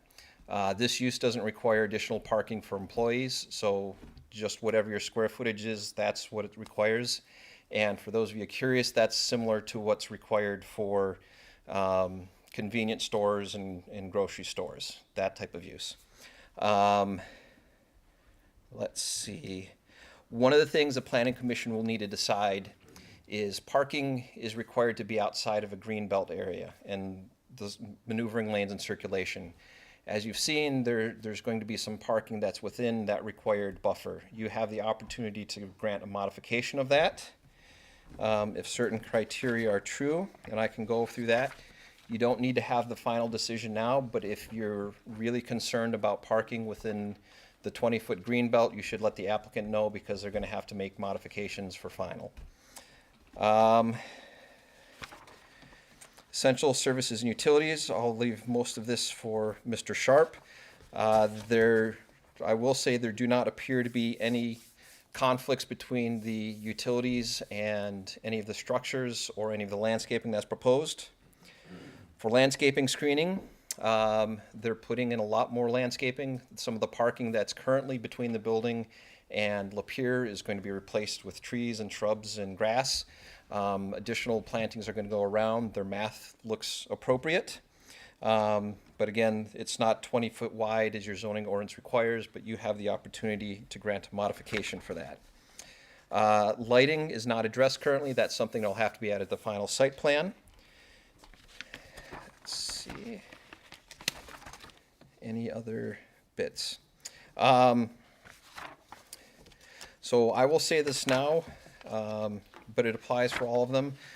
If there are any concerns, I'm going to use a wild example here. If you had a butcher, which is a special land use, next to a bear pen at a zoo next door, or someone wanted to do a butcher next to that. One could make the case that the bear's not going to be happy to see all of this meat and smell all this meat. So as part of your special land use, you're allowed to put more conditions to make sure that the special land use is compatible with the area. So for the butcher, that could include you have to put a solid wall and air filtration stuff. So as you go through these, if there are direct concerns with how it could be made more compatible with the area or what would be needed to be compatible with the adjacent properties, know that you could use that as a condition. You could say we want more landscaping or something like that. Does that make sense? It makes sense to me, but does that have to be directed in the preliminary site plan approval process, or can it wait until we come through with final approval for the site plan process? If there's something that's very important, you ought to document it as part of the Specify the special land condition use. now within this Yeah. motion. Okay. Yep. Thank you. And that's all that I have. Thank you. I think now we're gonna hear from Mr. Sharp. He's got a little memorandum in here somewhere hiding.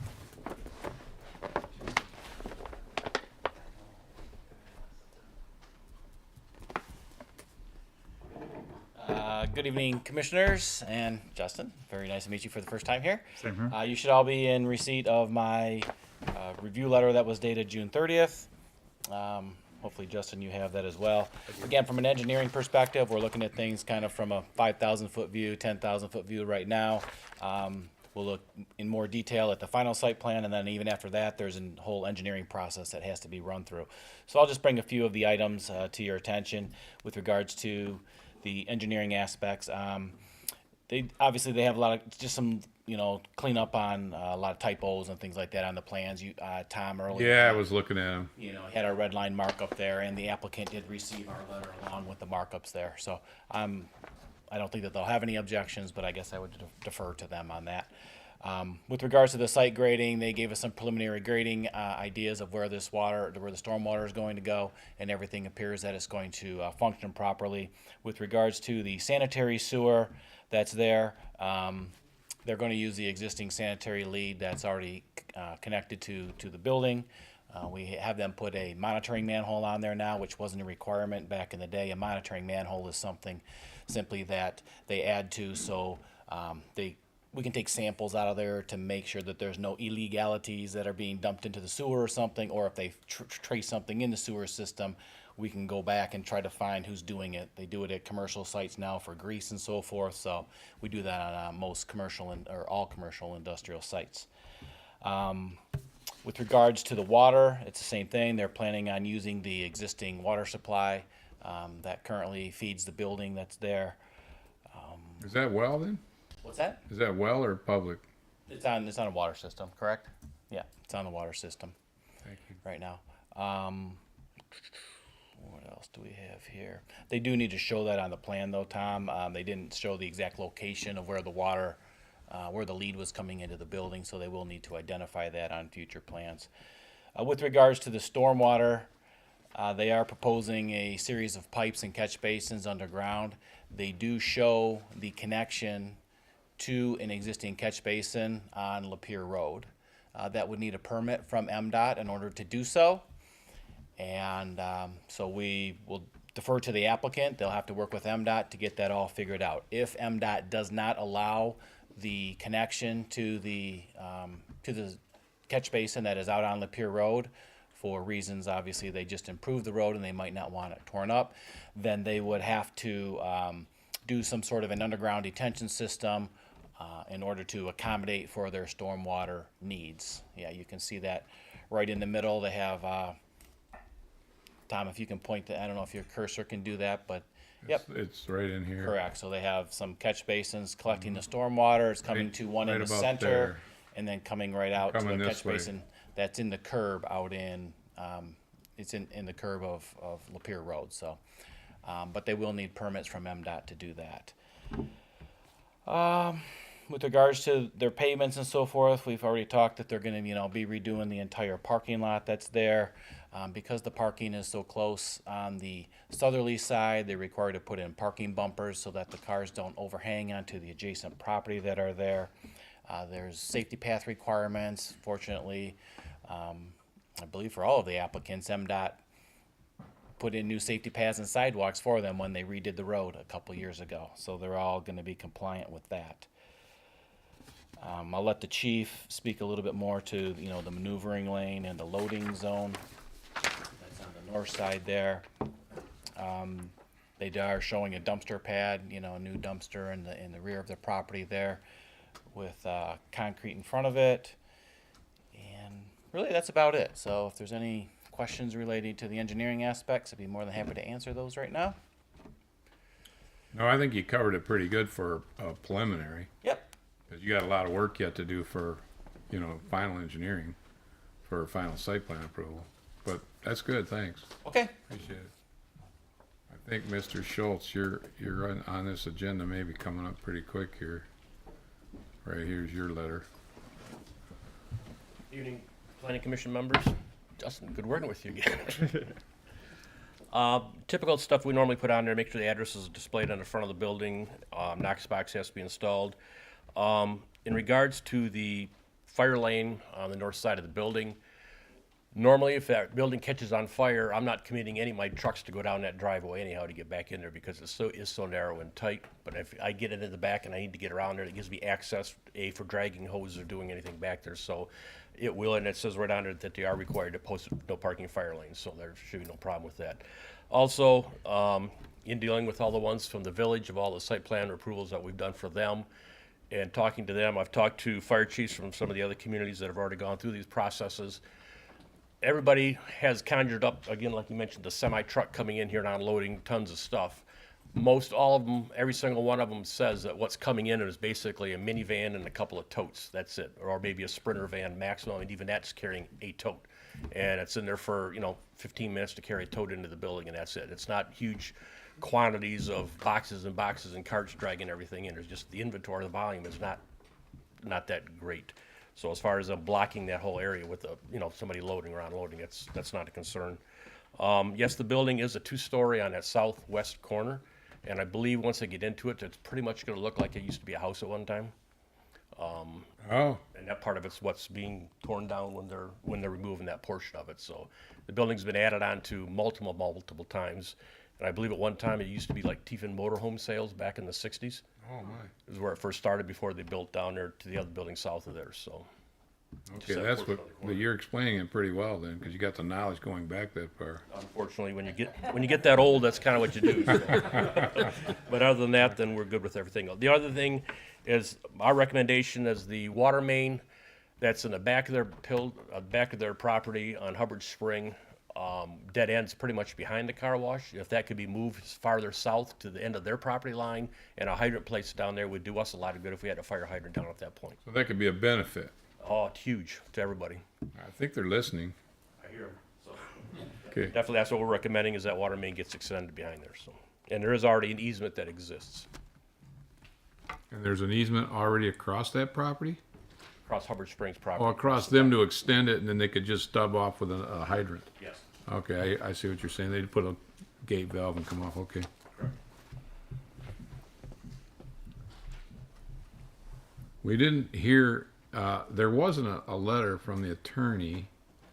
It was quite brief, and I think for the record, because it's dated July 1, and if we read it into the record regarding 653 South Lapeer Road, we have reviewed the application proposed preliminary site plan for the above referenced property. We note that the security plan pursuant to the applicable portions of section, I think it says 5.35, I can't read it real well, J1 of the zoning ordinance should be provided by the applicant, which they would have to do anyway, in addition to addressing comments provided by the township's engineer, planner, and fire department.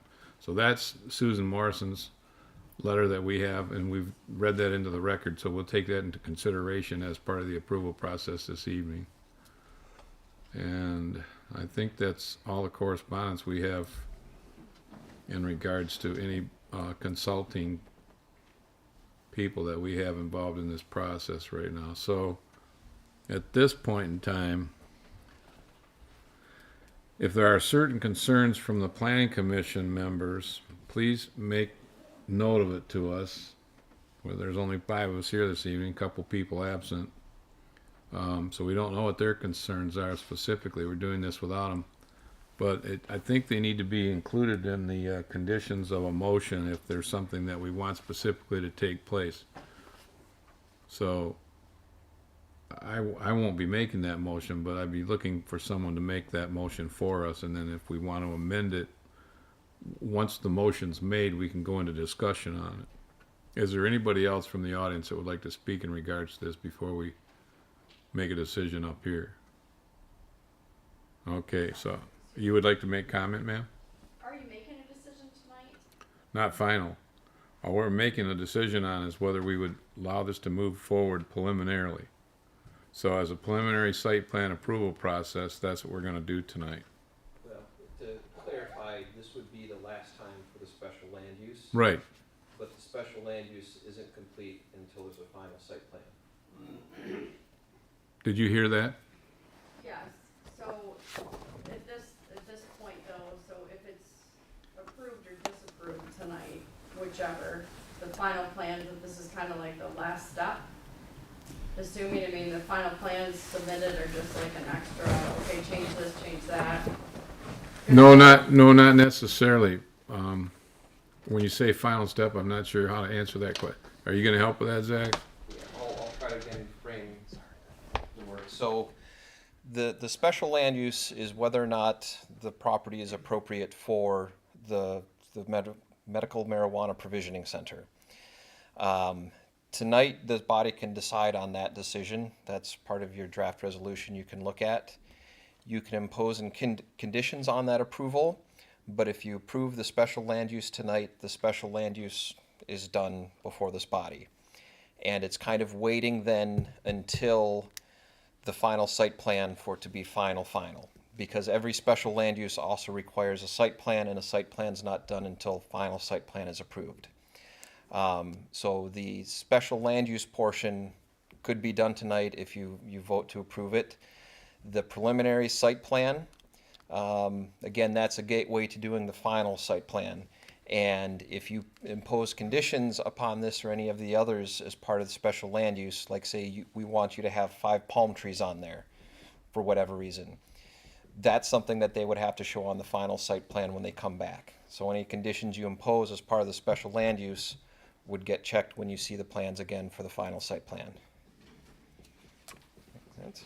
Did that answer the question, ma'am? Yes, I guess I was a little bit, have not been to an event, so see how this all works and when you're supposed to speak, and if this is the last time or No, not. this is not the last time. That what we're doing tonight is approving whether we want this to move forward under a special land use to happen on this property. And is there any thought about combining all 3, like I were talking about all 3 of them tonight within less than 2 miles apart? We have no control over combining different petitioners' requests. We have, all these came in individually under different petitioners. And we're looking. Thought in the decision-making process, like these are 3, like for Oxford, how big Oxford is, we're kind of a small town, 3 within less than 1.7 miles, like about from each other. How Well, successful are all 3? I think what we did, and when we looked at, we talked about distancing, that was brought up earlier, and how that became effective and what we would allow within so many feet apart. That allowed so many places that would be available within the township to make this happen under a special land use. So, am I saying, I think I'm saying it correctly. I think part of the question is this too many, or might some of them fail? We can't answer that. The shorter answer to that is the township allows opportunities for folks to try to do businesses. If they do well, they do well. If they don't, they don't. So someone could open a Subway next to a Subway next to a Subway. If your zoning allows it, you got to approve it, and whoever has the best Subway gets to make the sandwiches. And then do we talk about at all the effects of the dispensaries and what, from maybe a criminal aspect or? We don't talk about a criminal aspect, certainly not.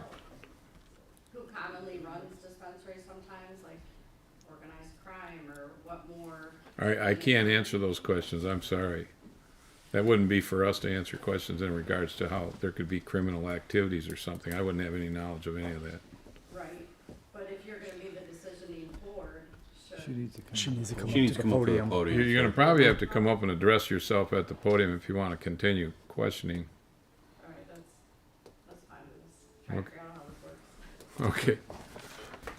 So, I think, Somebody was. oh, I'm sorry, ma'am. That's all right. Would you please come up to the podium? Thank you. My name is Shirley Bolterstein. I live over at Stony Lake Village. If you approve tonight this special land usage for these dispensaries of marijuana, and then they come back with additional site planning, and if you don't like it, you can disapprove it, and they no longer can open up business in Oxford? Or what happens?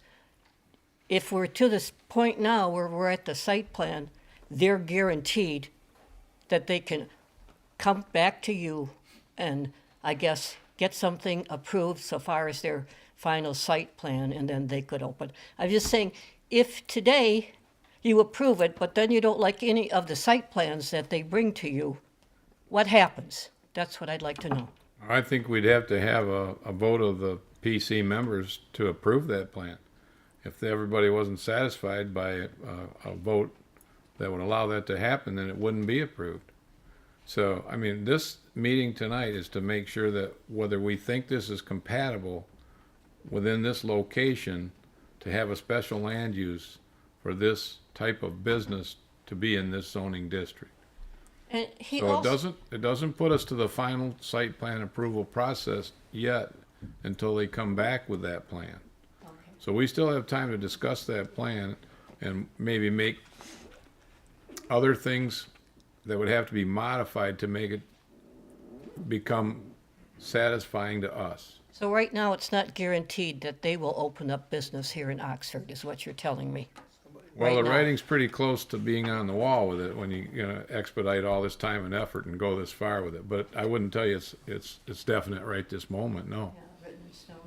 And this thing about the legality of if you had over 11 sites, now would that be 11 sites just concerning for any type of business? He said because you had over 11, you didn't have to do one legal thing that I think you normally would have to do. And he said because we are over 11, is that 11 sites for just any type of business? Or was that just only for marijuana to be coming in as a business? Well, I want to be careful how I answer your question, but we're Oxford Township and we're not part of the municipality of the Village of Oxford. So we have 3 sites asking to be located within the township right now currently. 3. That's all we're looking at. We're not looking at any other sites. The other, Well, we really, technically, they're not part of our municipality. but And whoever grants that within another municipality and how they do it and handle it is within their own justification on what their rules and regulations allow to happen. well, if you're only 3 in the part of Oxford, yet there are 11, and they were considering your 3 as part of the 11, correct or incorrect? I think you're correct. It's a lot of competition. Yeah. That's what it is. And it seems to me like, I'm sorry, Zach, what? I think there's cross wiring, there are a couple of number of 11s. Oh, okay, I don't know. Yeah. I can address that. but it seems to me, look, the planning commission looking at that, knowing that you had all these sites that, you know, well, you've only got 3 of them, but, you know, I think even 3 is excessive for little Oxford, to be honest with you. And then having the one in, all the ones in Lake Orion, I mean, I think it's very excessive, I really do. I think it's something that maybe should have been considered. That's Thank my you. feeling as a resident. Thank you. Thank you very much right. for your time. If I may, I was not prepared for to see that, but this is just too much. So when I drive to Farmington Hills, Auburn Hills, Rochester Hills, we don't see any cannabis business. So now, through my little Oxford, I'm gonna drive, and there are gonna be 3 cannabis businesses. That's when does the community get involved to say, I don't like that for my kids? I mean, we just survived the shootings on November 30th. So I don't see that cannabis businesses are gonna bring anything much like better to our community. So when do we have the opportunity to say, we don't want this? Because it's obvious, we don't want this. I live here in Westlake. I was happy to be in Quiet Oxford. November 30th came. Now, 3 businesses knocking on our door. When does the community has the opportunity to say, I don't want this? Because I don't. When? I mean, we don't have really any. Well, I think what happens, and we don't promulgate all the rules for the state of Michigan, but when the state of Michigan went and had people vote in regards to what they wanted within the state, there was a turnout of people that voted in response to conditions with cannabis and marijuana. Yeah, but when all the rules So- about the 1,250 feet came, who voted on that? I mean, those are awfully close. That condition actually was established about a year ago and went through the township board as part of the overlay district. And those meetings are only announced through newspaper, the super ancient way that nobody finds out. Well, I don't want to speak in. Township board meetings are held monthly, Yeah. the second Wednesday of every month.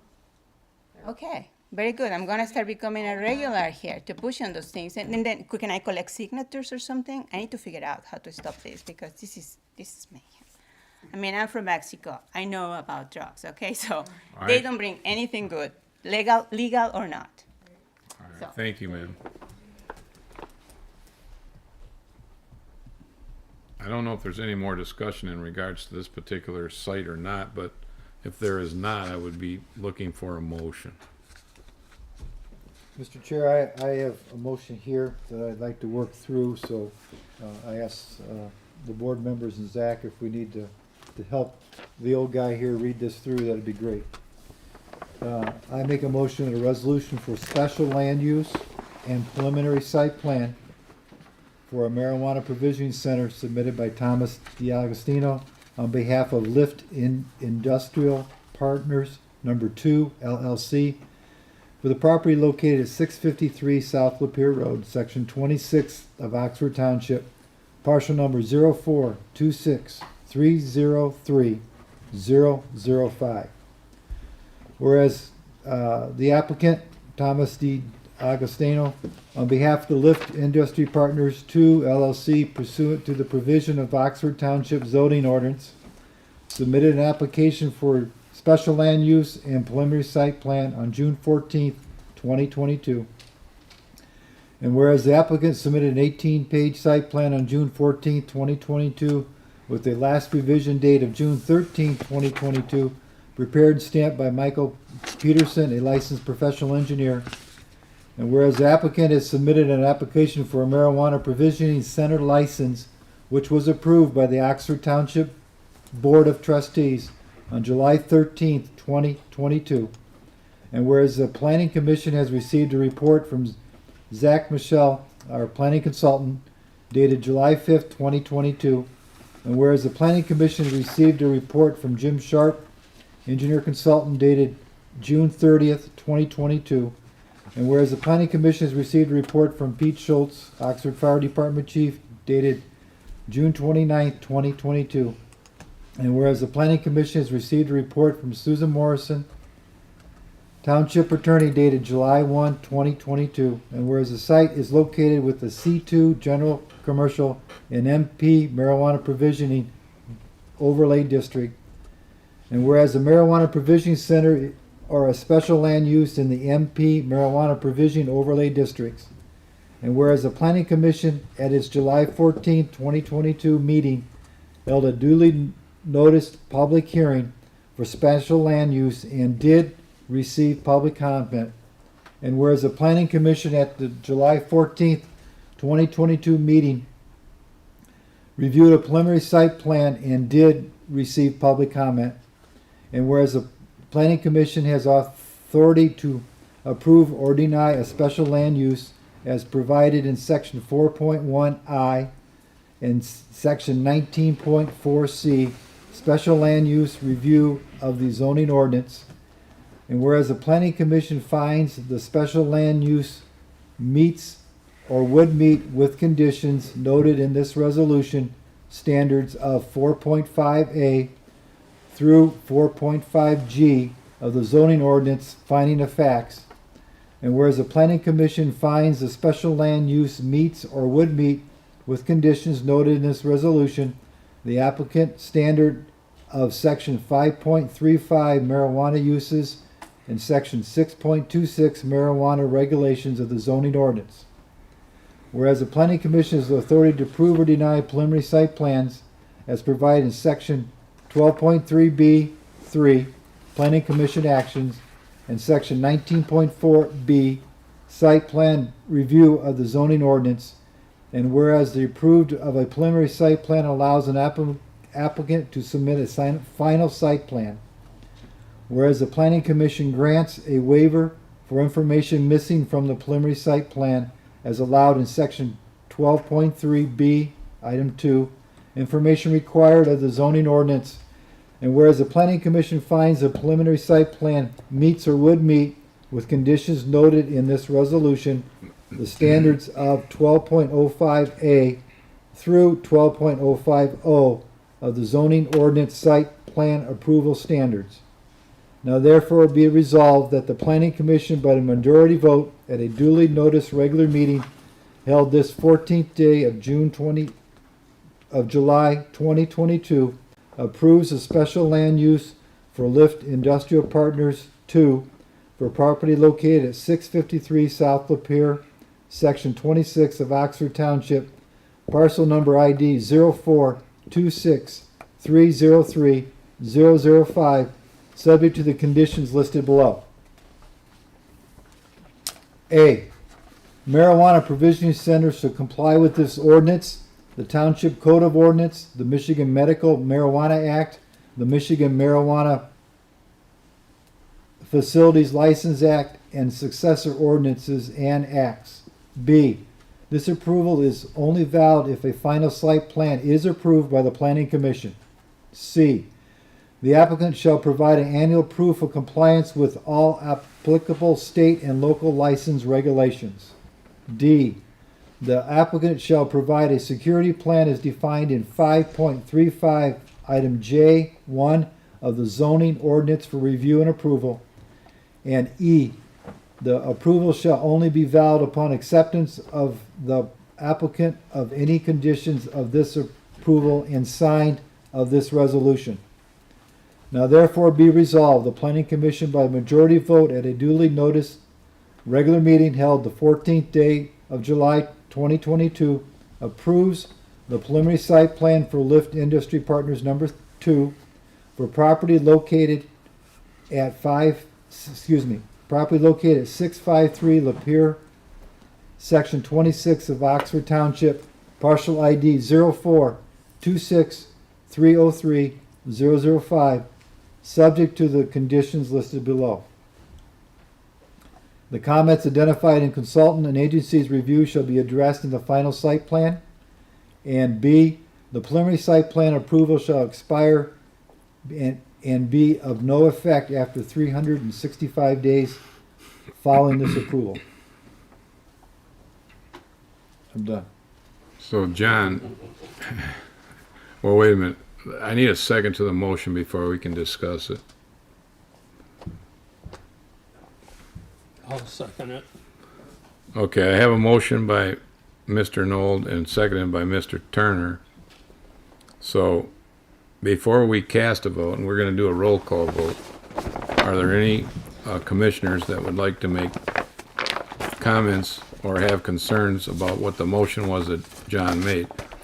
Now, it was very lengthy, and it was a little difficult at some points to keep up with it, but I think some of the last points of criteria, what he read, are very important.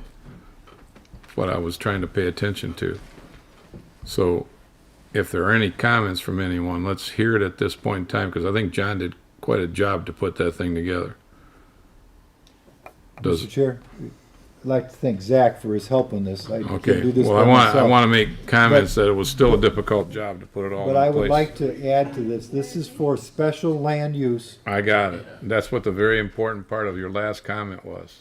and preliminary site plan for this project. Right. Okay. So this approves two things. This approves two things. Yes, yes, it does. Preliminary site plan. And the preliminary. No, Well, I'm sorry. you're gonna say special land use. Special land Land use use and And the preliminary site plan. are Yes, combined sorry. within the motion. Right. I think that, do you understand that too, Corey? Yeah. You're involved, okay, and I'm sure Mr. Yes. Ballard understands it. I do. Okay, so we have a motion and we have a second, and we've had discussion. I guess, Susan, I'd like you to call the roll. Give me 2 seconds. You're not gonna have the recording secretary read the motion back? Absolutely not. I will if you want to, but, Absolutely not. We have it on record. okay. Bailey, Yes. Turner, Yes. Ballard, Yes. Noel, Yes. Berger. I'm yes too. Motion passed. All right. That's new business A. Now we're on to new business B. Mr. Chair, I've got to run and get some water from you. Okay, we're gonna take about a 5-minute break, maybe 6, 7 minutes, whatever it takes, before we do the next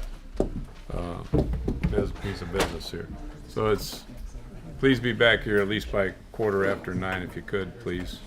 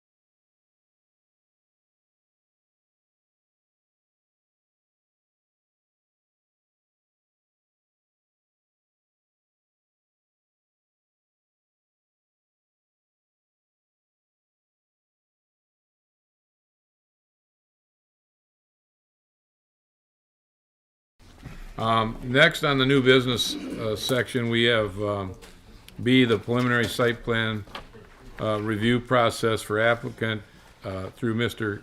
Carative, LLC at 16, oh, no, excuse me, not where he's at, for our property located at 1225 South Lapeer Road. Is the petitioner, okay, a representative is here for the petitioner. Good evening, Mr. Berger, members of the Planning Commission. Jim Butler with PEA Group. We're the civil engineers for the project. Just got a short little presentation. The site is located on the east side of Lapeer Road, south of Drainer. As Mr. James had pointed out, it is a former gas station site. There are two buildings that are currently on the site. Those will be torn down as a part of the development. We are proposing a single-story, 3,740 square foot building. As you'll note on the plan that we've presented, we are going to be utilizing the existing drive that was put in as a part of the M24 improvements. For those of you who don't know or probably do know, there used to be two very skewed drives when the Clark gas station was there, but when M24 was improved, they put in this single access drive. We are proposing 19 parking spaces on the site. The site will have its own on-site stormwater management. We do have a connection to the existing pathway that was put in as a part of the M24 improvement. We are meeting all the setbacks and landscaping requirements for the underlying zoning district. And a rendering. This is a rendering of the building. This is facing, you're standing at the southeast corner looking northerly. There is an entry point there. This building is constructed of high quality materials, glass, brick. We'll go back to the site plan and present one other thing. We do have an access drive around the building. There is two spots located on this part of the site, which would be the west side, 2 parking spaces for drive-up pickup. There is a loading zone on the north side, and then the access drive, which is a one-way drive going back to the access to Lapeer Road. So with that, if you have any questions, I'll be happy to answer those. If you have any questions about the building, we have the architect here with us also, and the contractor. Thank you for that, Mr. Butler. Yes, sir. You're gonna have that loading zone, it's all hashed there on the north side, and then you're gonna still be able to drive around it, it looks like, too. And Yes. then you're gonna, Yes, sir. is that gonna be labeled as one way then That is going to be a somehow? one-way drive. For this graphic, we didn't show it. So but all one way. your people that come and go are gonna come through that approach off MDOT there, right? Correct. As an in and out. Yeah, So ingress and egress is all right all there. the ingress will be just from All right. the access onto All the right, I road. got it. Okay. Yeah. Planning Commission members? How do you want to handle this right now? You want to hear from our representatives? How do you want to do this, members? Hear from our representatives? Yes. Yes. Okay. Go ahead. You want to start us out, Zach? You're one of the top leaders here. I hope Mr. Knoll got some water in that break. He did. All right. More to come. So the existing property, let's see, as you mentioned, the existing buildings are going to come down. It's basically going to be scraped clean and rebuilt.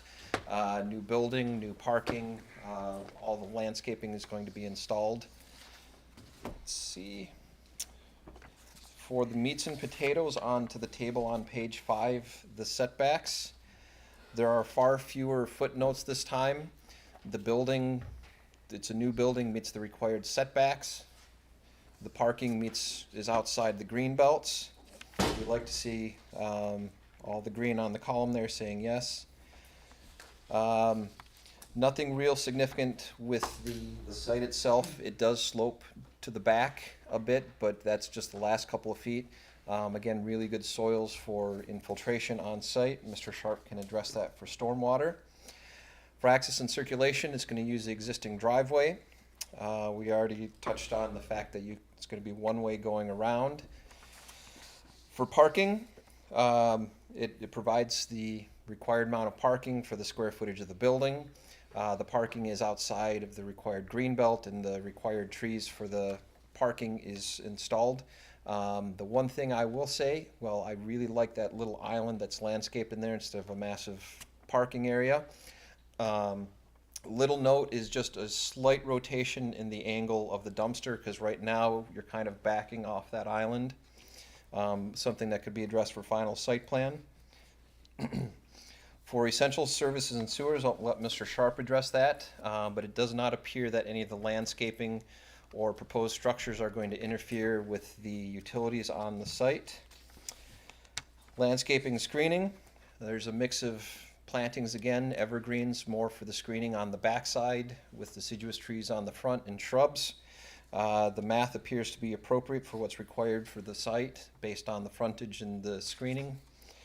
Lighting plan is not included in the preliminary. That would have to be added to final site plan. And that's all I've got. There again, similar to the last one, some minor things that are not included on here. But they are eligible for waivers as well, as long as you guys have ability to determine compliance with the site plan and special land use. And if there are any conditions that you think are really important for being compatible with special land use, add them to the motion. Site-specific things like adding signs that say fire lane or whatever, that will be addressed in final. That's my quick version. Thank you. Jimmy, would you like to get up next? A few things. Mr. Sharp, I meant. It's okay, Tommy. You got me. Again, we're looking at this from, kind of a high level right now, just to make sure everything's going to function from an engineering perspective. Again, you should have our letter that's dated, this one also June 30th. And I'll just hit a couple of comments here. One of the items that was brought up earlier by Mr. Rice, we had the same comment with regards to, the remediation of the site, that we will want to see some documentation that it has been remediated properly from the old tanks and so forth that were in there. And obviously, if anything was encountered during construction, then it would have to, go through the whole EGLE process to do that. So that is something that we did bring up in our letter as well. Again, the site grading itself, don't see any real issues with this. The sanitary sewer, they're proposing a new lead out the building to the north side that's going to connect into an existing 8-inch sanitary sewer. With regards to the water line, they're going to be running a new 2-inch domestic service that's going to connect to an existing 12-inch water line, also along M24. Any of the work that occurs within the MDOT right-of-way, they're going to need a permit for any of that work. With regards to the storm sewer, as Zach had said earlier, the soils are good there, but we will need a geotechnical report. They're proposing a series of dry wells, again, to allow the water to collect through an underground type system and then percolate into the soils there. So they are not currently proposing to tap any catch basins or anything out in the MDOT right of way there. But we will need additional information as they work through the process on that. And with regards to the pavement, it's all going to be curbed around there. Going to have some asphalt in the parking lots. Zach mentioned the dumpster pad in the rear. The rear of the property there, the southeast corner, and the bike path already exists as MDOT had put that in. But that, again, pretty quick overview there, but we believe that they can achieve all of the engineering requirements that are required of the township as they work through the process. So, anything else? Any questions? I have none, thank you, Mr. All right, Sharp. thank you. Did you have something? No, all set. Mr. Schultz? Yes, again, on this one, it's pretty brief. Again, the address being on the front of the building, Knox box. One thing on this one area down there are no hydrants on the east side of the road down there. So my recommendation would be, as long as they're boring under there to put a domestic, why not just bring a 6-inch main across there and get the domestic, and then get a fire hydrant over there on our side for us over there, because I've got nothing hooked up. I'd be laying hose across 24 down through there. So that's my request. Chief, do you remember how long this one's been vacant? Wow. I bet you he does. Yeah, 2015. Yeah, I was gonna say. It's 2015? 7 years. Okay. I knew it was a while. I just didn't know how long it was. Thank you. It's ripe for development. Mr. Chair, Yes, Mr. can we Nolan. go back to Mr. question Mr. Sharp may answer. They were gonna bore under 24 to go to the other side for a main for their water, if I remember right. Yeah, I'm just coming up to the podium so I don't yell from You're the crowd. fine. Yes, that is true. There is no water main directly in front of the property. They It's bring a actually a 6-inch 12-inch water across? water line that's on the west side of the road. Can they bring a 6-inch across and put a hydrant up? As the chief asked? I believe that they could, yes. All the way across 24. Well, Underneath it. So you have to bore through both lanes and all the ways. They would set up Boring rig. they would set up a pit Yep. on their property, most Yep. likely, and then they would set up another pit on the west side of M24 so that they Okay. don't interfere with any of the traffic. They Yep. set their machine down in there and then they bore underneath, Okay. underneath the roadway. Did they Okay. have, currently if it was operating, would they have well or would they have water, regular city water there I don't, today? that was, It's currently on the community well system. it is on the township's well, Yeah, on well, the township's yeah, water it's on the system. township well system, Okay. community well system, yeah. But maybe it's a Right. small I lead, think- maybe I it's think an when old John- lead, but on the plan, they were showing that they were boring a new lead across the street. That was originally just a 2-inch tap, though. That was a 2. That's what I remember. Yeah, but I think if John puts his The motion board will together have to be an 8 correctly, It'll have to be an 8-inch coming across then. it would have to be an 8 off the 12? Correct. Oh, okay. So rather than, well, then you'd have an 8. You could go either way with it on the other side if you had Or the to. 8 across, and then they just, instead of boring the 2-inch across the road, now they're just gonna connect their 2-inch into the new 8-inch that comes across the road. I get all that, yeah. And I know Mr. Butler could say yes to that. Yes. See, I told you. There's your answer. There's your answer. Oh, but no promises. I guess after everybody has presented what they have in front of us for this preliminary site plan review and approval for this special land use, is anybody, do you guys have any more questions you would like to ask? Mr. Chair, I Yes. have a couple of comments, but we have a gentleman in the audience that wants to speak. Okay, thank you. Can I speak now? Yes, sir, come on up.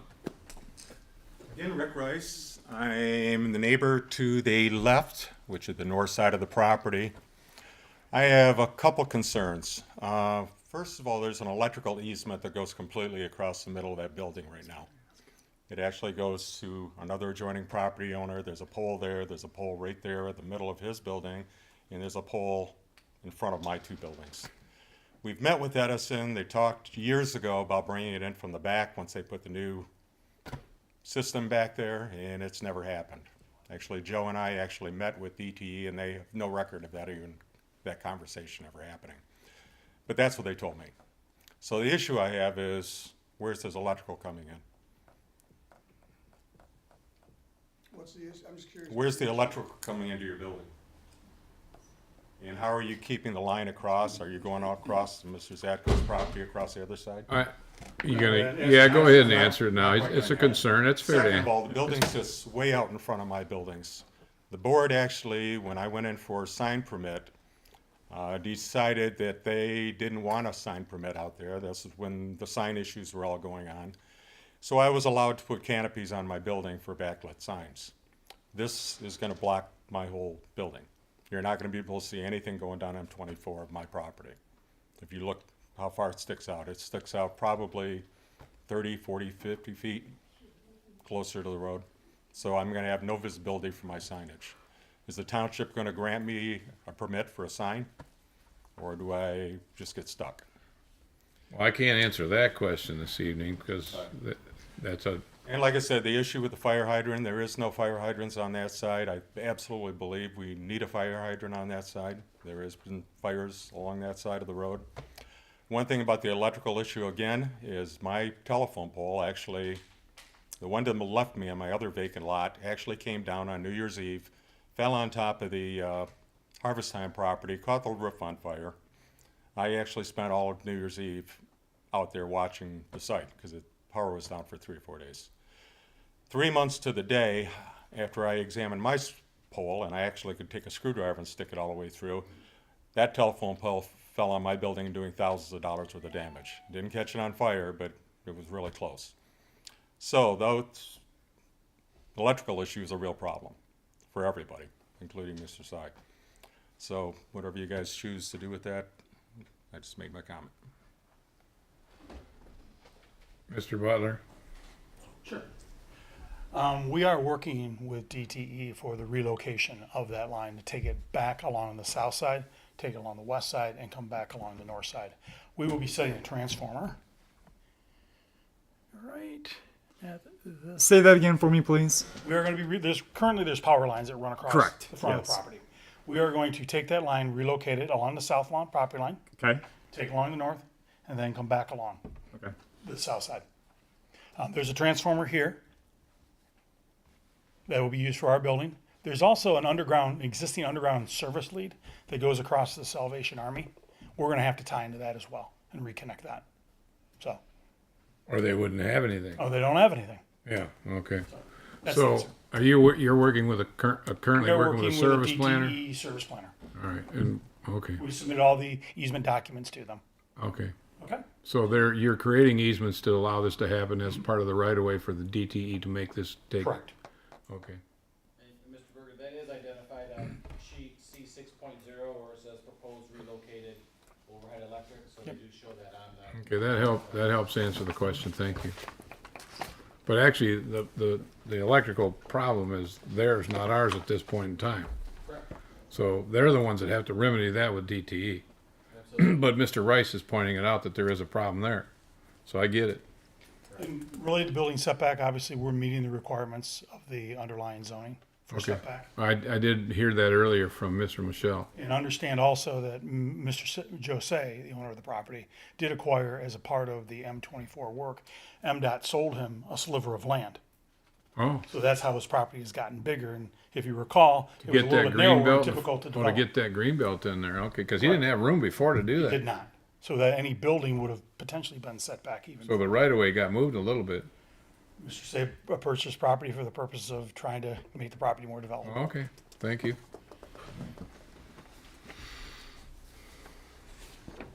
Are there any other people that want to make comment at this time?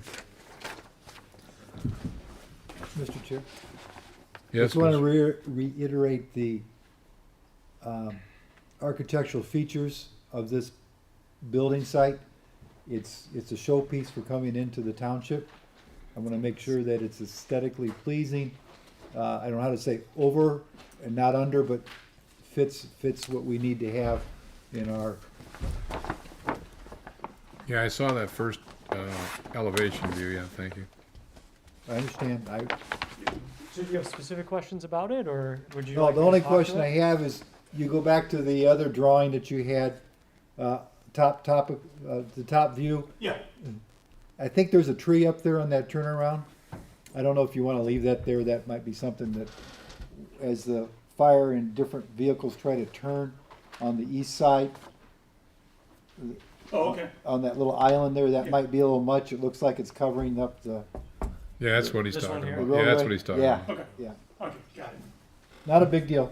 You'd figure it out with the fire truck going through there. Thanks, sir.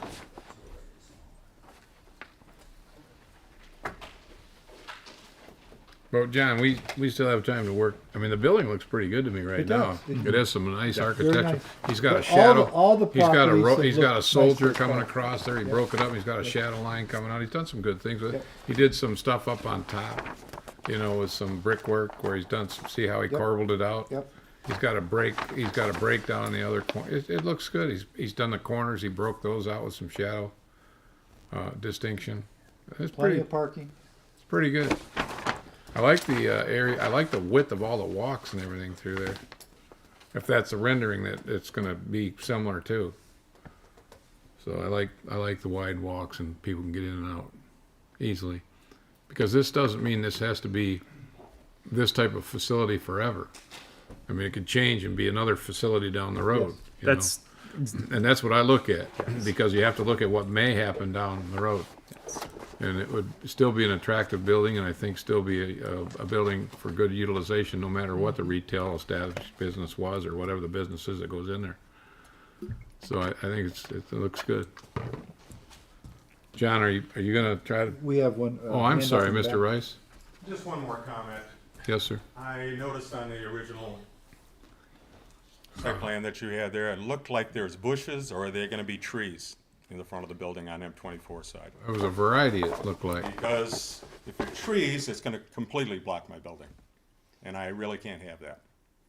If there's small bushes, great. They'd look great, just as good as a tree, but I don't think. Well, we that's don't something want, we need there. we don't want things in view of, vehicles ingressing and egressing In the clear vision zone. in the clear vision zones. Right. I was talking about seeing my building. Yeah, I got it. I'm gonna get hidden back in the corner. It's a whole line of trees there, it looks like. Yeah, there are deciduous trees, and it's pursuant to the requirements of the zoning ordinance. There's a certain amount of trees we have to have on the street frontage. Okay, I get that part. We're familiar with that. Yeah, and just a quick bit, see if I can't get the mouse on here. So, as mentioned, this property now does go out almost to back of curb. The adjacent properties, this is where the right-of-way ends. It's basically in the middle of the parking lot, and same for this property. So I'd highly recommend everyone get with Mr. Say and purchase that property as well, or go through whatever process. One of the challenges for putting a monument sign here is you have to be a certain distance back from the right-of-way, and when the right-of-way is actually halfway through your parking lot, it puts your monument sign at the front of the building. So it is a challenge here. There are a lot of spots. MDOT wanted as wide a right-of-way as it could. They're realizing they're not going to have 10-lane roads everywhere, so they are begrudgingly allowing folks to get some of that back. Good point.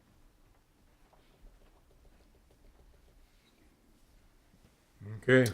Mr. Chair, I'm prepared to make a motion, but I think the landscaping can be worked on later on when we get things more Well, mature. yeah, we have a right to make Mr. Rice, landscape yeah. modifications if we Right. feel necessary. Right. I don't see a It problem. looks like he's got shrubs in a row there on the one piece to the north. And then it does have the deciduous because he's looking at what the township ordinance requires. Yeah, So he's planting what's required. right. Now, we have the discretion as the planning commission to then change and modify those requirements when we come through with a final site plan, if we feel it's necessary to help people out. Yes. Now, I gotta ask a dumb question. If you're gonna put all that landscaping in there, is it gonna be able to be irrigated? Yes. Okay, that's, Part of it is because without it, half that stuff on that corridor might not even make it. Of course. All right. That's a requirement. If it's of any assistance and makes for a good neighbor, we're more than willing to find a solution. Trying to help out? Yeah, Okay. Thank you. Thank you. All right. Mr. Chair, I can make a motion. Wait a minute, Mr. Rice, you still have another comment? Just another comment on the trees. I own several properties up and down M24 from Drainer Road, and then Mr. Zatko's properties are down the way. There's not one single tree along M24 through that whole corridor. There was nothing that was ever required. There's not a single tree. There's a few shrubs, but that's it. So this is gonna look out of place if you start putting trees out in the middle, building a forest around one property. So that's just a comment. Thank you. Thank you. Actually, mark it where it says trees.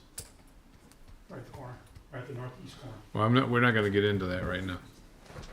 Mr. Knoll? Yes, I can make a motion if you, All right, if the thank you, board sir. members. This is a resolution for special land use and preliminary site plan for a marijuana provisioning center submitted by Joe Say on behalf of Kurt Avin LLC for property located at 1225 South Lapeer, section 35 of Oxford Township, parcel number ID 0435127022. Whereas Joe Say on behalf of Kurt Avin, is this pronounced right, Kurt Avin? Thank you. Curative. Curative, yes. Curative. Curative, Thank I you. got it now. Curative LLC pursuant to the provision of the Oxford Township zoning ordinance, submitted an application for special land use and preliminary site plan on June 16, 2022. And whereas the applicant submitted a 12-page site plan on June 6, 2022, with the last revision date of June 13, 2022, prepared and stamped by James Butler, a licensed professional engineer. And whereas the applicant has submitted an application for a marijuana provisioning center license, which was approved by the Oxford Township Board of Trustees July 13, 2022. And whereas the Planning Commission has received a report from Zach Michelle, planning consultant, dated July 5th, 2022. Whereas the Planning Commission has received a report from Jim Sharp, engineering consultant, dated June 30th, 2022. And whereas the Planning Commission has received a report from Pete Schultz, Oxford Fire Department Chief, dated June 29th, 2022. And whereas the Planning Commission has received a report from Susan Morrison, Township Attorney, dated July 1, 2022. And whereas the site is located within a C2 General Commercial and MP Marijuana Provisioning Overlay District.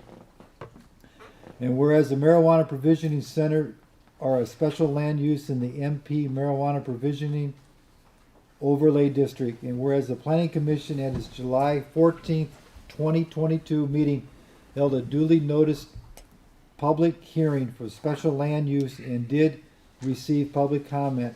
And whereas the Planning Commission at its July 14th, 2022 meeting reviewed the preliminary site plan and did receive public comment. And whereas the Planning Commission has authority to approve or deny special land uses as provision 4.4I and 19.4C, special land use review of the zoning ordinance. And whereas the Planning Commission finds special land use meets or would meet with conditions noted in this resolution, the standards of 4.5A through 4.5G of the zoning ordinance finding of fact. And whereas the Planning Commission finds a special land use meets or would meet with conditions noted in the resolution, the applicant standard of 5.35 marijuana uses and 6.26 marijuana regulations of the zoning ordinance. And whereas the Planning Commission has authority to approve or deny preliminary site plans as provided in 12.3B, section item 3, Planning Commission action, and 19.4B, site plan review of the zoning ordinance. And whereas the approval of a preliminary site plan allows an applicant to submit a final site plan, whereas the Planning Commission grants a waiver for information missing from the preliminary site plan as allowed in section 12.3B, item 2, information required of the zoning ordinance. And whereas the Planning Commission finds the preliminary site plan meets or would meet with conditions noted in this resolution, the standards of 12.05A through 12.05O of the zoning ordinance site plan approval standard. And now, therefore, it be resolved that the Planning Commission by a majority vote at a duly noticed regular meeting held 14th day of July 2022 approves the special land use for curative, thank you, for property located at 1225 South Lapeer Road, section 35 of Oxford Township, partial ID 0435127022, subject to condition listed below. A, Marijuana Provisioning Center shall comply with the ordinance of the Township Code of Ordinance, the Michigan Medical Marijuana Act, the Medical Marijuana Facilities License, and successor ordinance and acts. This provide is only valid for a final site approval by the Planning Commission. The applicant shall provide annual proof of compliance with all applicable state and local license and regulations.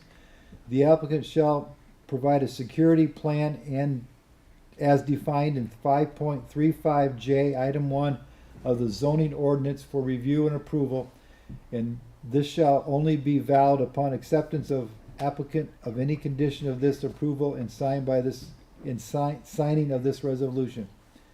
Be it further resolved, the Planning Commission by the majority vote at a duly noticed regular meeting held this 14th day of July 2022 approves the preliminary site plan for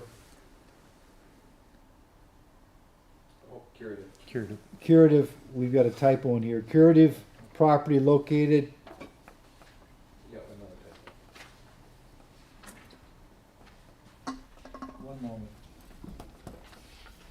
You want to know the address? Yeah. 1225 South Lapeer Road. 1225 South Lapeer Road, section 22 of Oxford Township. 35. Section 35 of Oxford Township.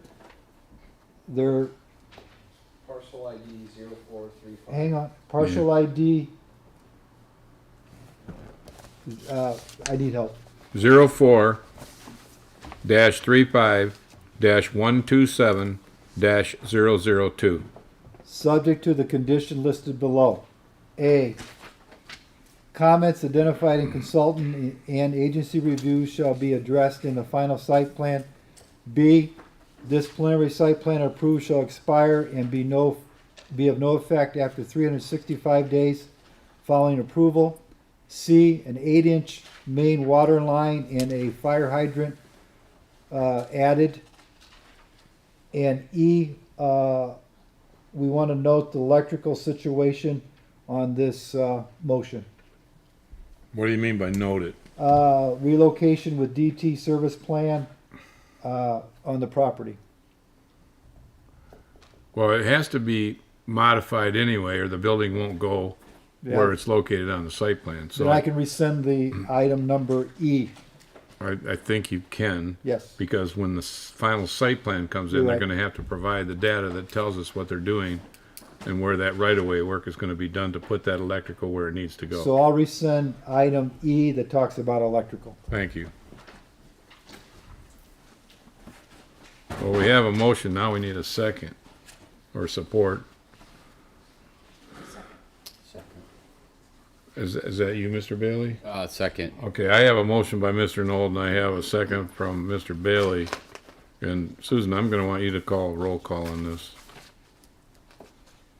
Turner, Yes. Bailey, Yes. Ballard, Yes. Noel, Yes. Berger. Yes. Motion passed. It's approved. Next on the agenda, we have our third item with preliminary site plan approval and special land use for the applicant of Frequently Wellness LLC located at 280 North Washington Street, Oxford. Is the petitioner here for that now? Yes, sir. Second. Same representative. Busy boy.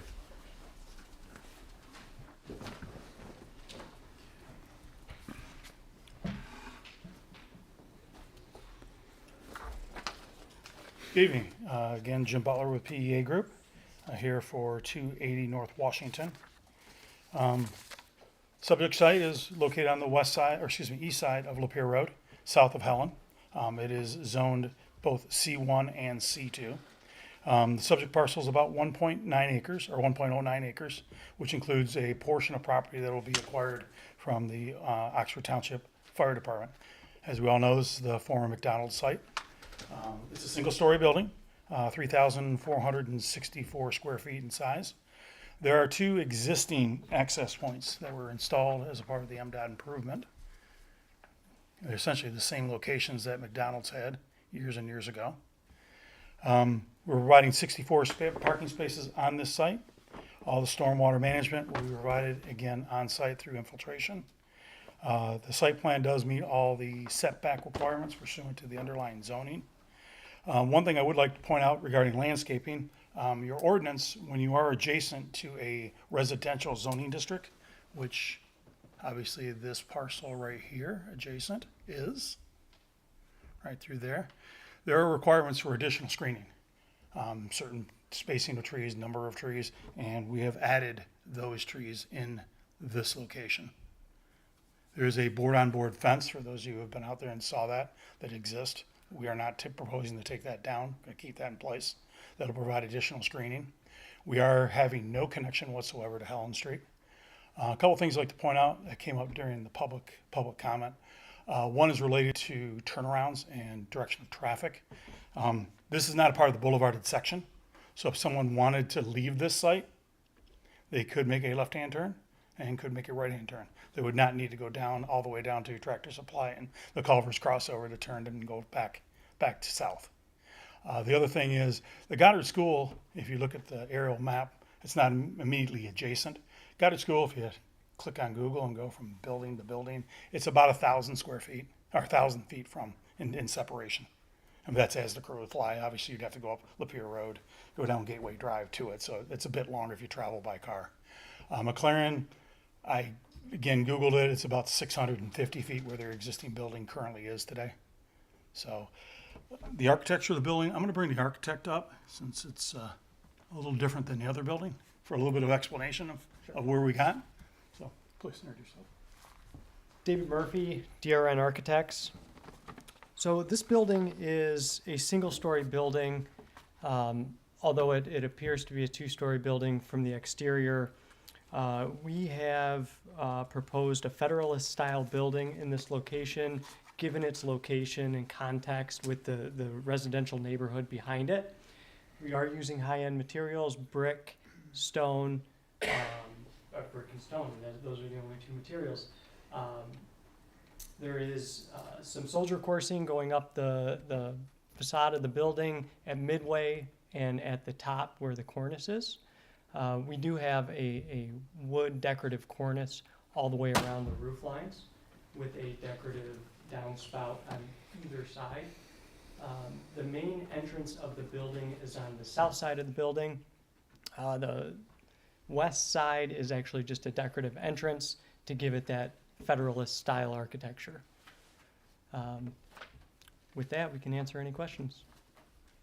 Yeah, one other point, obviously with the style of the architecture, there will be ground-mounted units, and those units are at the northeast corner of the building. They will be screened. I got a question again. Yeah. What'd you quote the square footage earlier? I thought you said 3,460 or something like that. 3,464 square feet. Yeah, close enough, 460. And that's a two-story element? It's a single story. It's just taller? It's just tall. So those are tall walls Those are high walls, yep. inside? Okay, Correct. so you threw me off because he was talking square footage and then I'm looking at that and I said, well, that looks like a lot more. Yeah. The windows give it the appearance, but obviously. So when I'm looking at that elevation view right now, where's north? North is to that way. Around the corner. Yeah.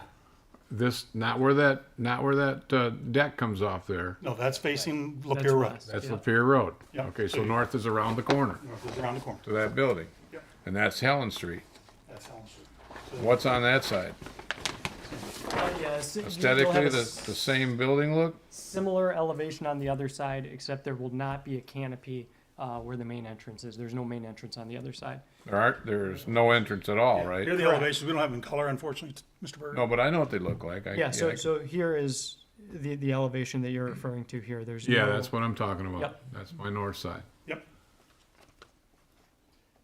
So, trying to make it look residential. Can you talk to us more about the main entrance being on the south and how that's gonna work? So the main entrance is located on the south mainly because of where the customer parking is going to be. So he's gonna pull up the site plan. Yeah, he's gonna put the site plan back up, right? Yep. Yeah. Will eventually. I know. My computer's been doing that all night to me. Yeah, there it is. Yeah, so customer parking is located on the south side of the building, which is here. And they will have direct access in the main entrance, which is here. The west door on the road frontage, is that gonna be used at all? Not at all. No, it's decorative. It's decorative. Yep. Is it an emergency exit or just decorative? Just decorative. Gotcha. Yep, that's it.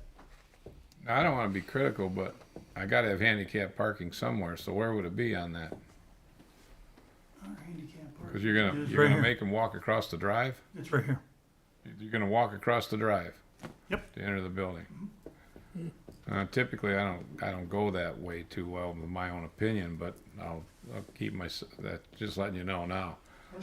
When we did some other sites previously, we made a move handicapped closer to where they didn't have to go across the drive and get into the building, because when those people are gonna come in off of that curve, and it doesn't look like a curve there, but I know there's a curve there. Yeah. Mr. Berger, I mean, the other choice is here with this row, the single load.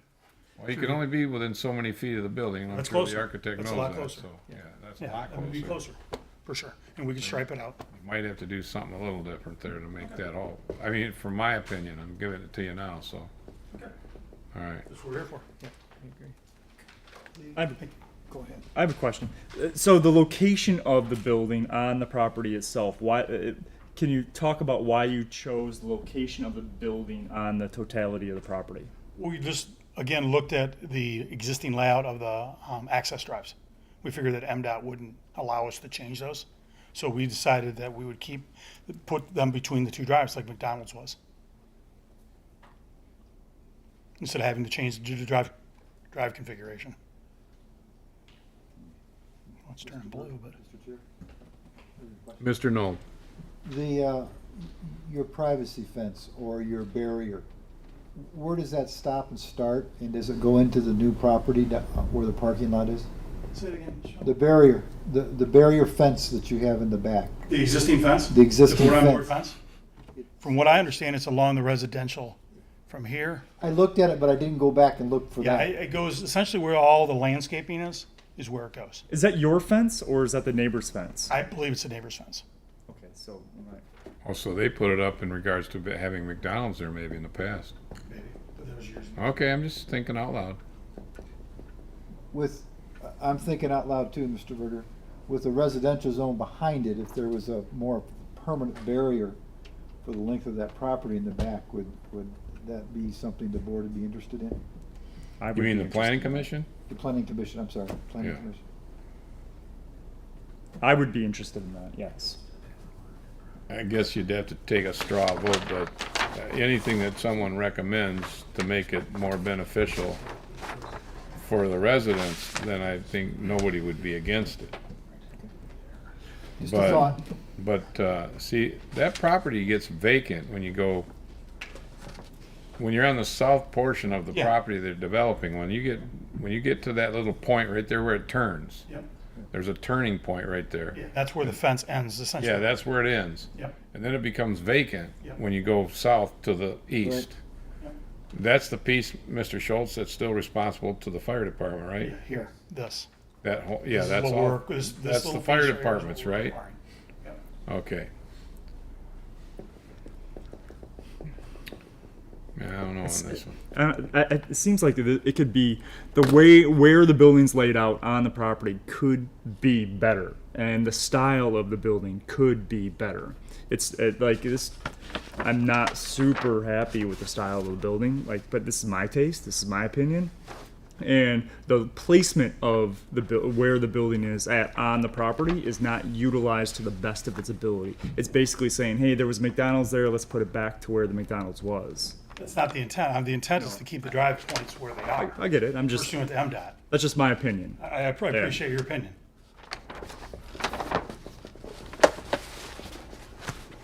I appreciate everyone's opinion. It's been a pretty damn rough You know, night. because once again, this is another very high-profile piece of property, and I it's, guess I have concerns on this property. I mean, only because when I knew McDonald's was there and I utilized it and pulled in and out of there, when you talk about going southbound, sometimes it's pretty treacherous, man. I'm telling you right now.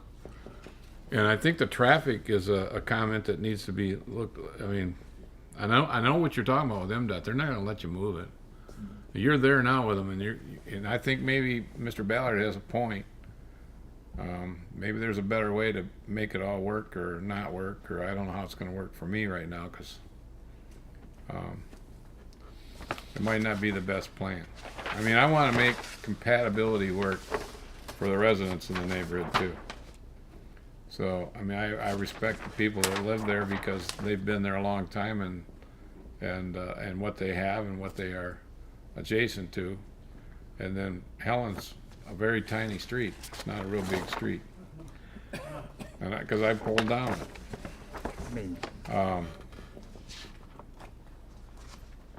I know I got my own opinions on this one too. I'm a little bit. I'm not all the way there with this one yet. I got to be honest, from my point of view. Mr. Berger, are you recognizing residents? Yeah, we haven't made a motion or anything yet on this property. I mean, we're just talking about it, but we haven't had the. We don't have. On behalf of the Wait a minute. diehard residents that are still here at 10 o'clock here this evening to show you how adamant we are Are about you at this point? I just want to make a comment Point in of regards order, to you sir. talking Yeah, about. wait a minute. We're not at this point yet. We're not quite at your point because we haven't heard from our consultants. Oh, okay. That's what I was trying to spit out. All right. But sorry, you got to give us a couple more minutes. It's been a long evening. Let's. If anybody's ready at this point, Zach, you're going to be on deck. Well, you might as well get up now and get this thing rolling.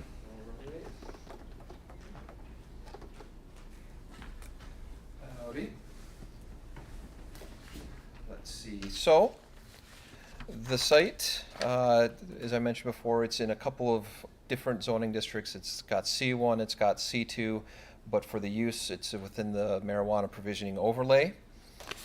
It does meet the required setbacks for the building.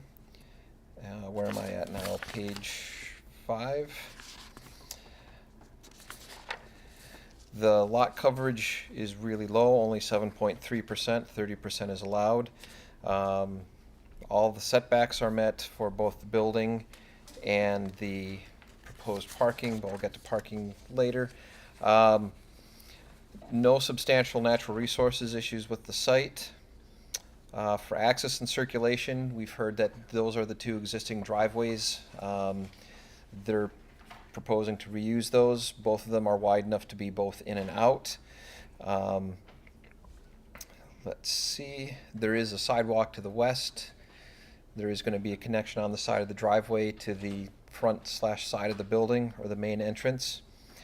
For parking, there is a lot of parking on the site. And your zoning ordinance doesn't have a maximum number of parking, but to give you a rough scale for the size of the building, it's 20 spaces that are required. So there's almost 3 times the required parking. We would highly recommend that the Planning Commission and or the applicant consider some deferred parking, and that's where you show it on the site plan. You don't install it, but you plan that if it is necessary, you put it there. Until then, it would remain green space or landscaped, but you design your infrastructure and your site as if you're going to need it sometime in the future. There is loading unloading space on the side of the building that meets the requirements. Again, not likely to be used for this use, but in the future it may be used for another use. I'll let Mr. Sharp touch on services, but there's also going to be, here's your preview, there's also going to be a directional bore underneath and a new line put along there. For landscaping and screening, there are 5 trees along Helm that are going to be existing trees that are going to be preserved. The other trees are consistent with what's required for commercial use. And there is the required 20-foot green belt around the site. Now, this is where the landscaping that's provided is what's required for a commercial use when you have it next to residential use. Remember, though, with special land uses, if you think there's potential greater impact, you could require more screening, or you could say we want a concrete wall or a block wall or something like that, if you think it's important to mitigate any negative impacts of the use. Let's see, this property is proposing to have a monument sign between the building and the road, no wall signs on it. It does appear that it meets the setbacks, but it's not dimensioned. That's something that should be added to the final site plan, or could be done as part of final site plan review. And that's my quick version. Zach, I do have a question for you. What did you say the percentage of the building to property was? I believe it's just under 8. So only 8% of the property has a building on it. Correct.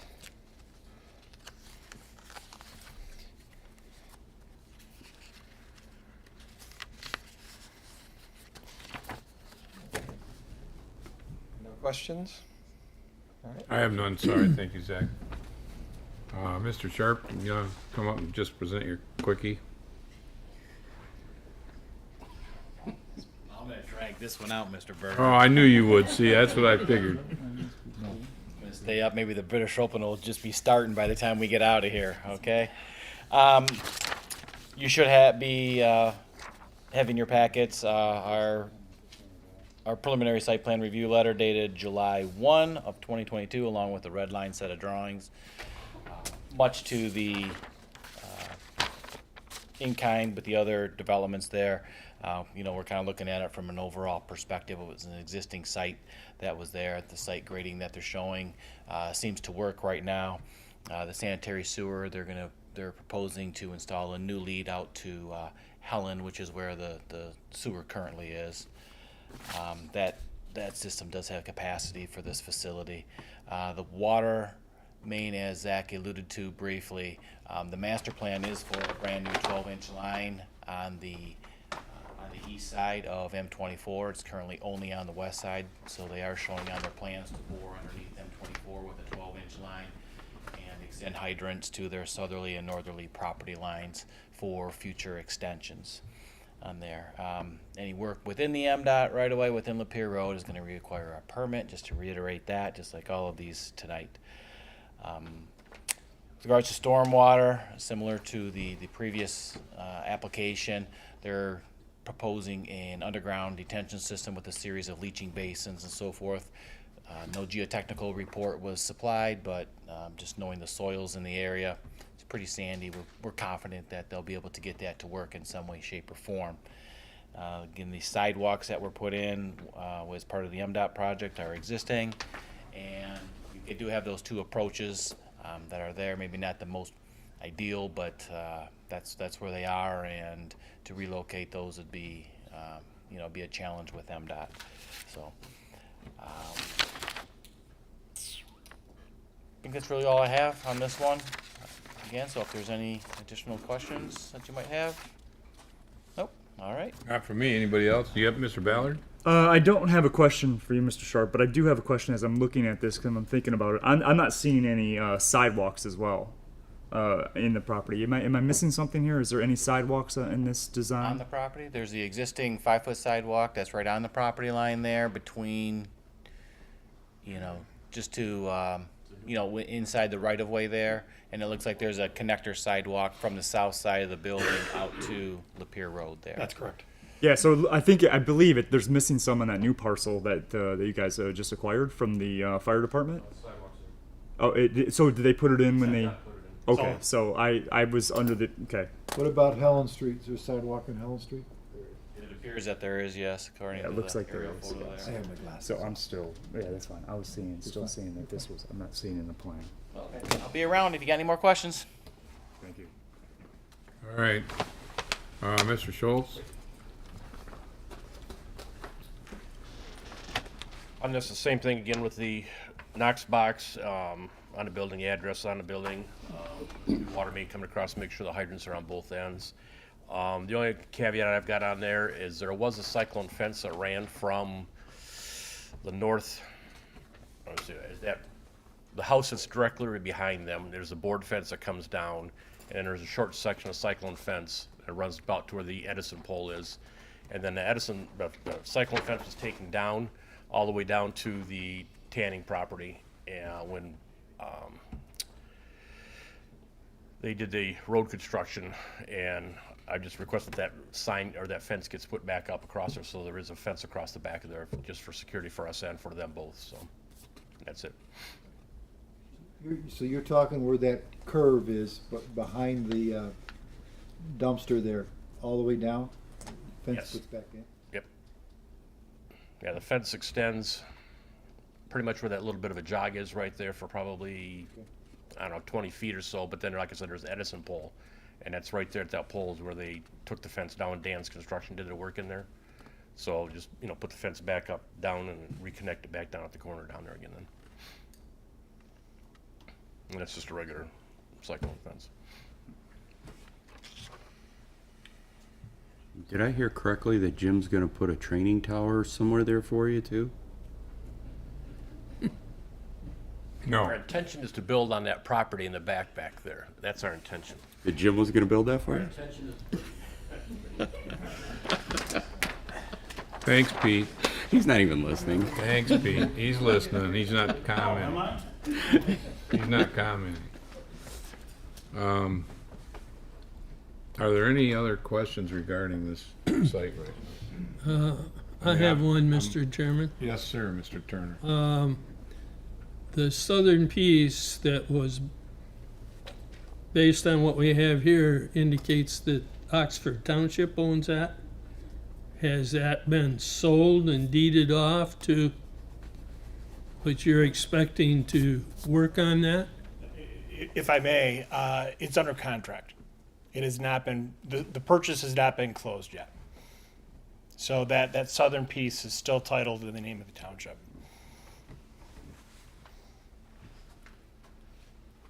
Contingent on, Yeah, I get it.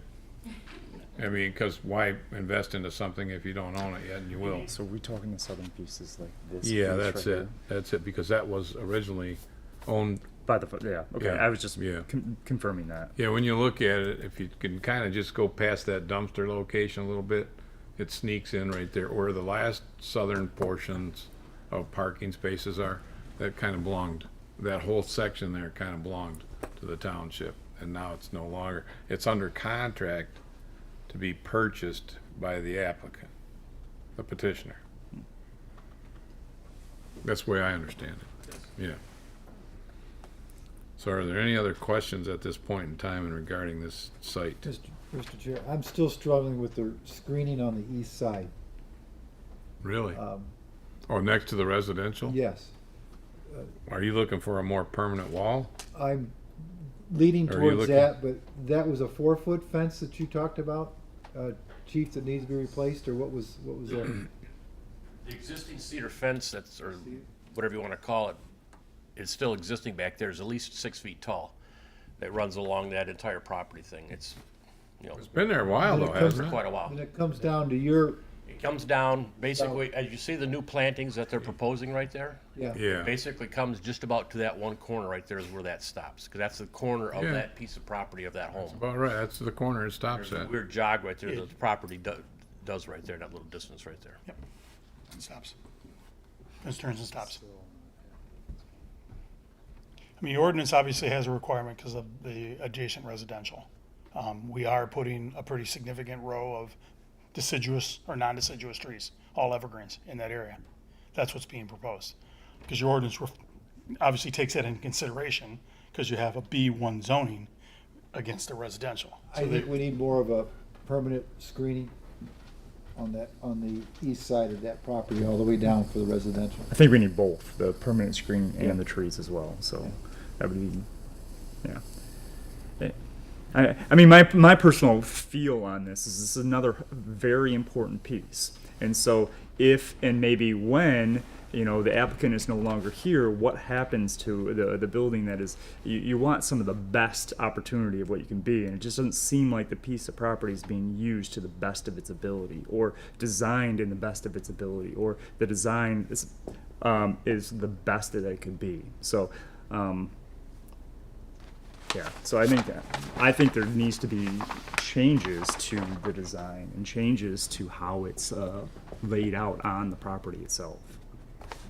So, and the way the traffic comes in and out of that. I know the curb cuts are difficult because it's already there, but it was originally designed for a fast food joint, a McDonald's. Lots of traffic. There's lots of traffic there, and it's a difficult piece to work in, and if whoever's going on after this is, or however the future of it is, I have to look at the future of the whole package, and if it's going to be a difficult piece to get out of, that's just another thing I need to, let's say, consider and think about.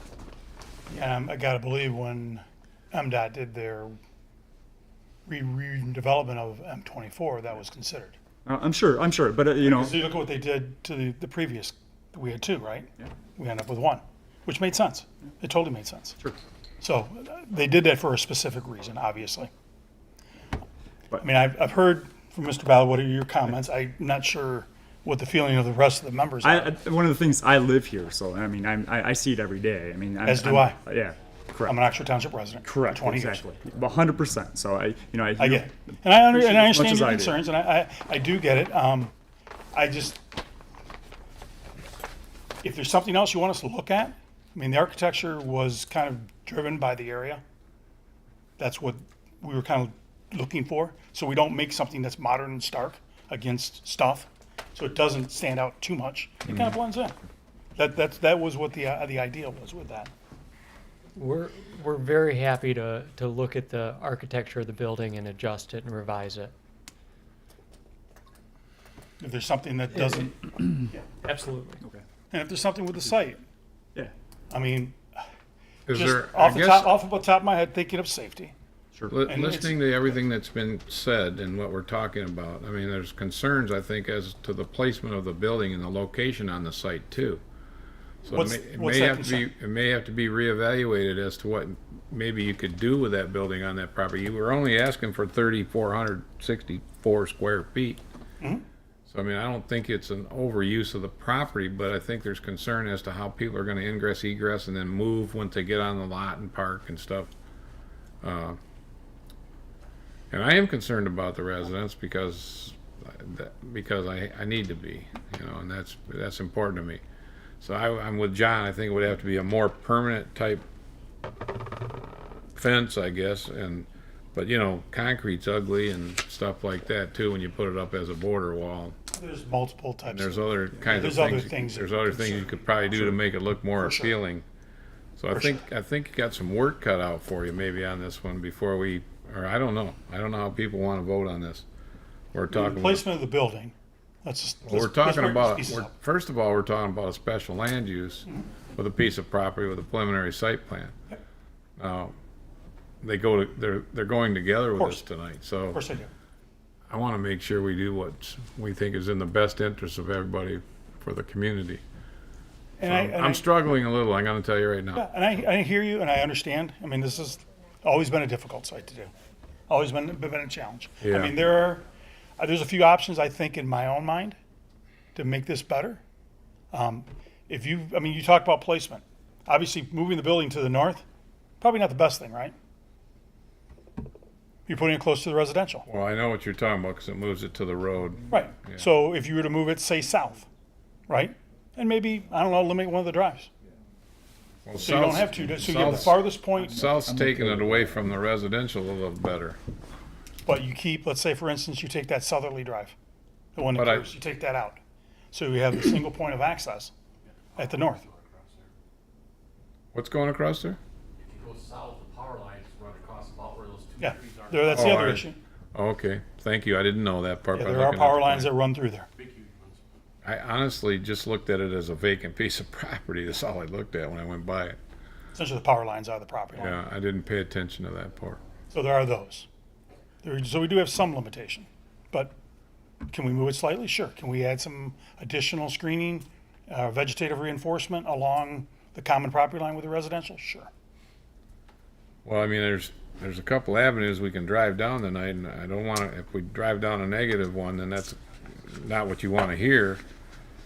And if Chair? we don't get some modifications or opinions from people that look like we're going to be in the right direction to make this thing work, then we're backing ourselves up against the wall. Yes, Mr. I have a Knoll. general question. Can we approve the special land use and not approve the preliminary site plan tonight? I wouldn't want to do that, Okay. only because they're connected. That's why I'm asking the question. They're connected Right. as the use of Mr. Michelle's. Would you like to talk?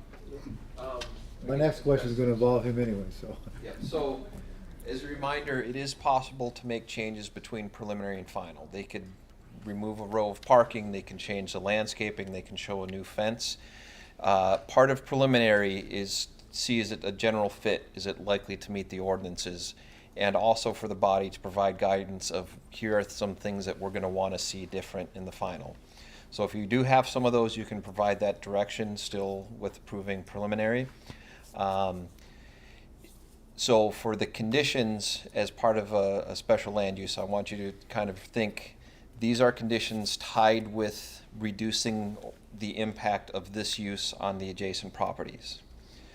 So have that in mind. If you're concerned about the adjacent residential properties, it would be appropriate to say the landscaping you've got plus a masonry or concrete fence. If you were concerned about traffic going up to Helen, you could say no egress to Helen ever for this use. I would caution, because this is not a planned unit development where there's more discretionary,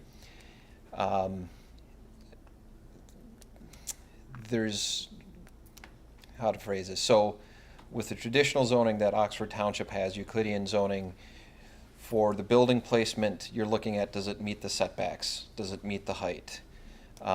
If it were planned unit development, then you could get more into the details of the actual architecture. For the site layout, you're looking at, do things meet the required setbacks, and is there going to be a challenge with moving vehicles around the site with circulation, with utilities, those types of things. But certainly if there are things you want to see different in a final site plan, now would be the time to let them know, here are things we'd like to see different.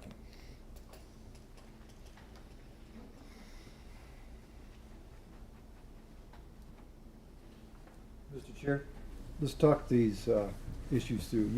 You had a concern about handicap parking. And Well, it's always because I know how it works and how people have to worry that don't walk real quick or get around well, and I don't like them walking across main drives to get in and out of a place. But you know, I'm looking at the area. I'm looking at the whole thing. Like, is this really compatible for the special land use to be at this point too? I mean, I'm looking at what's across the street. I'm looking at what's to the north. I'm looking at what's to the east. I don't know if this fits the shoe well, in my opinion. so if the shoe doesn't fit, where do we go tonight? Well, you don't have to approve it, but you know, you can make a motion and see how it floats. That's where I was talking with Zach. We have their license for a provisioning center granted last night. Where does this all play out? How does this work, Zach? Well, that's a Are you- legal question I don't have an is answer that- to. Do you jump in on this or help me out here? Well,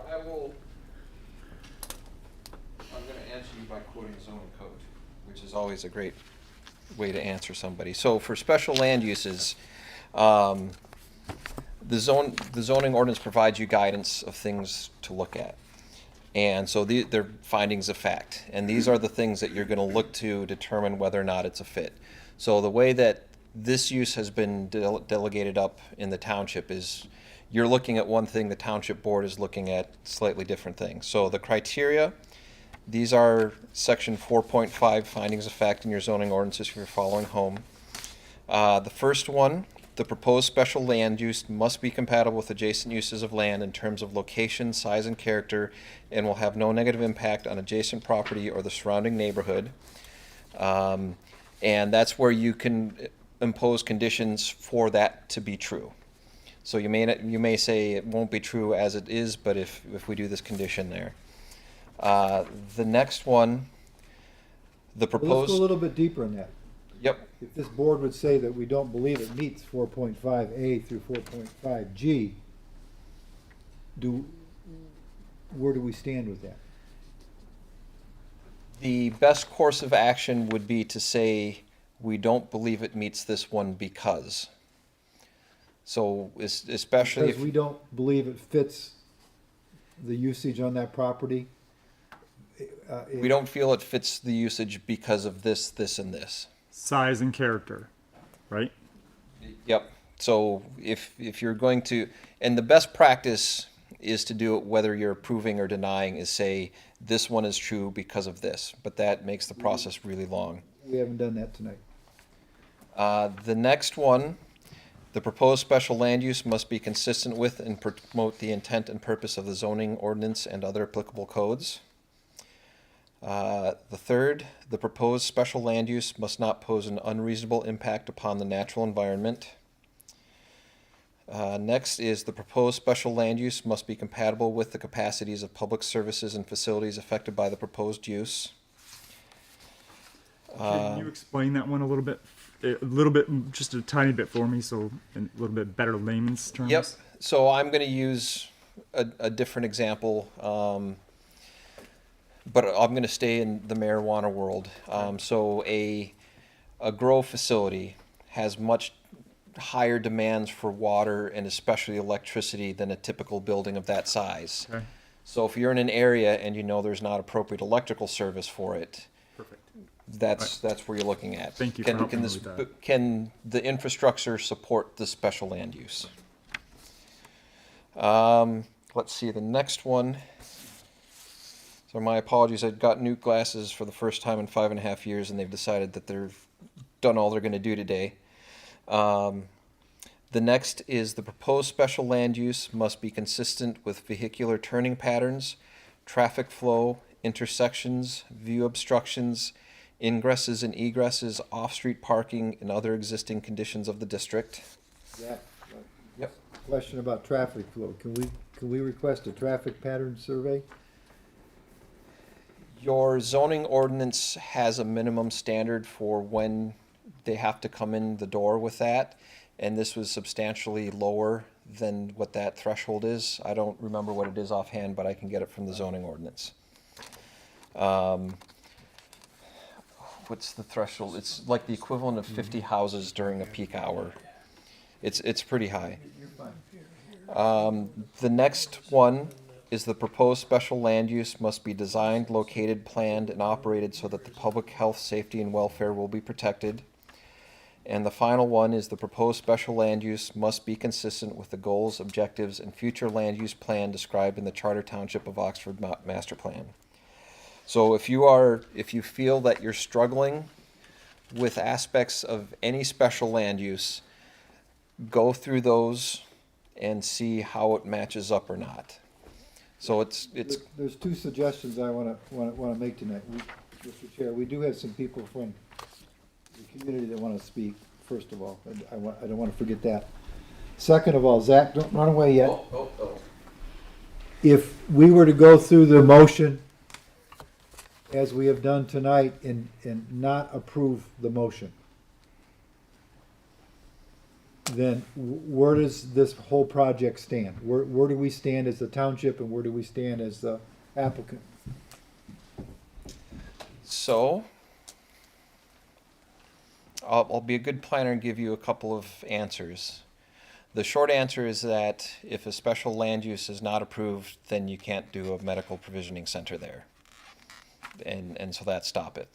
Can they come back after they Yep. we get our minds together and we talk things over, can they come back and say this is what we proposal B? Yep, so the next answer would be, there's a general concept for most zoning applications that if you've been denied, you can't come back for a year unless if you've addressed the reasons why you were denied. And so that's why it's really good to say, here are the concerns we have so that applicants can modify it to address that.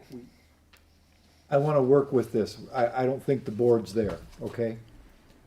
I would like to entertain a concept of not approving this for size and character to the property and not tying their hands, the applicant's hands, but allowing them to come meet with the board again with different ideas, because it's getting late tonight and I'm not using that as an excuse, but we've gone through a lot of packages tonight, but I think we might want to revisit this again with some fresh eyes on a fresh day with some fresh thoughts. Why don't you make a motion to table it instead of You can denying it? postpone it to another meeting. I was gonna ask that. Well, thank you, because Yes. I'm struggling Yep. with that. That's my third answer, is that you can postpone it, they Just can make a revise motion it to and come table back. it. Mr. Chair, I'd like to make a motion. Yes, Mr. Noel. But before you Wait motion a to minute. postpone, a have little to- detail you is have that if you postpone it to a specific date, That's what you gotta do. then it doesn't have to be renoticed. If you just postpone it indefinitely, we have to renotice it in the paper and send it to everyone. What does could the applicant help us out? What would you like to see? And we still need to hear from the public. I think you better postpone it for a specific date.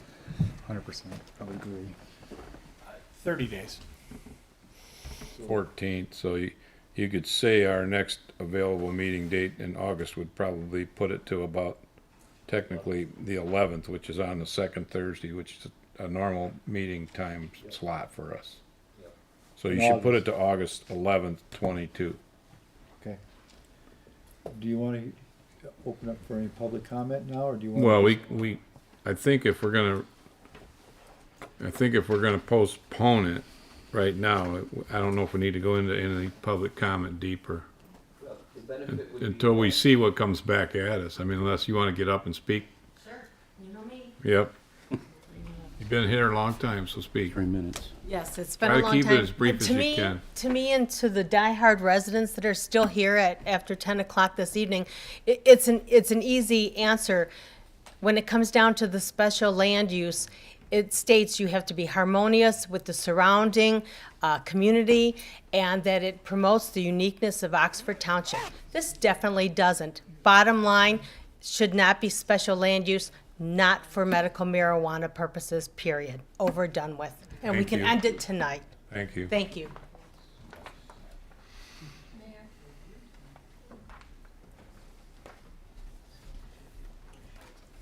Sorry, everyone is past their bedtime. We're all gonna get pretty crabby soon.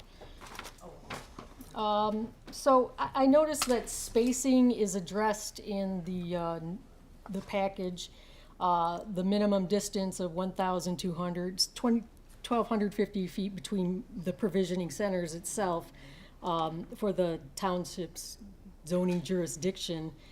But the Michigan, it doesn't address anything that has to do with residentials, the spacing between residentials. The Michigan marijuana dispensary locations says that state law, it's within 1,000 feet of any school or exclusive residential neighborhood. So this is like 300 feet or less to the, the 6 homes along Helen, and then the other, I believe it's, what is it, Lincoln, or?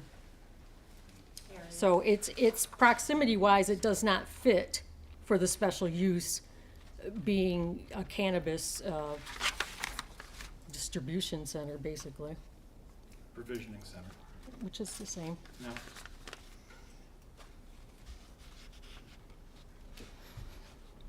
Thank you. Thank you. Mr. Chair, you've got another. Yes, ma'am.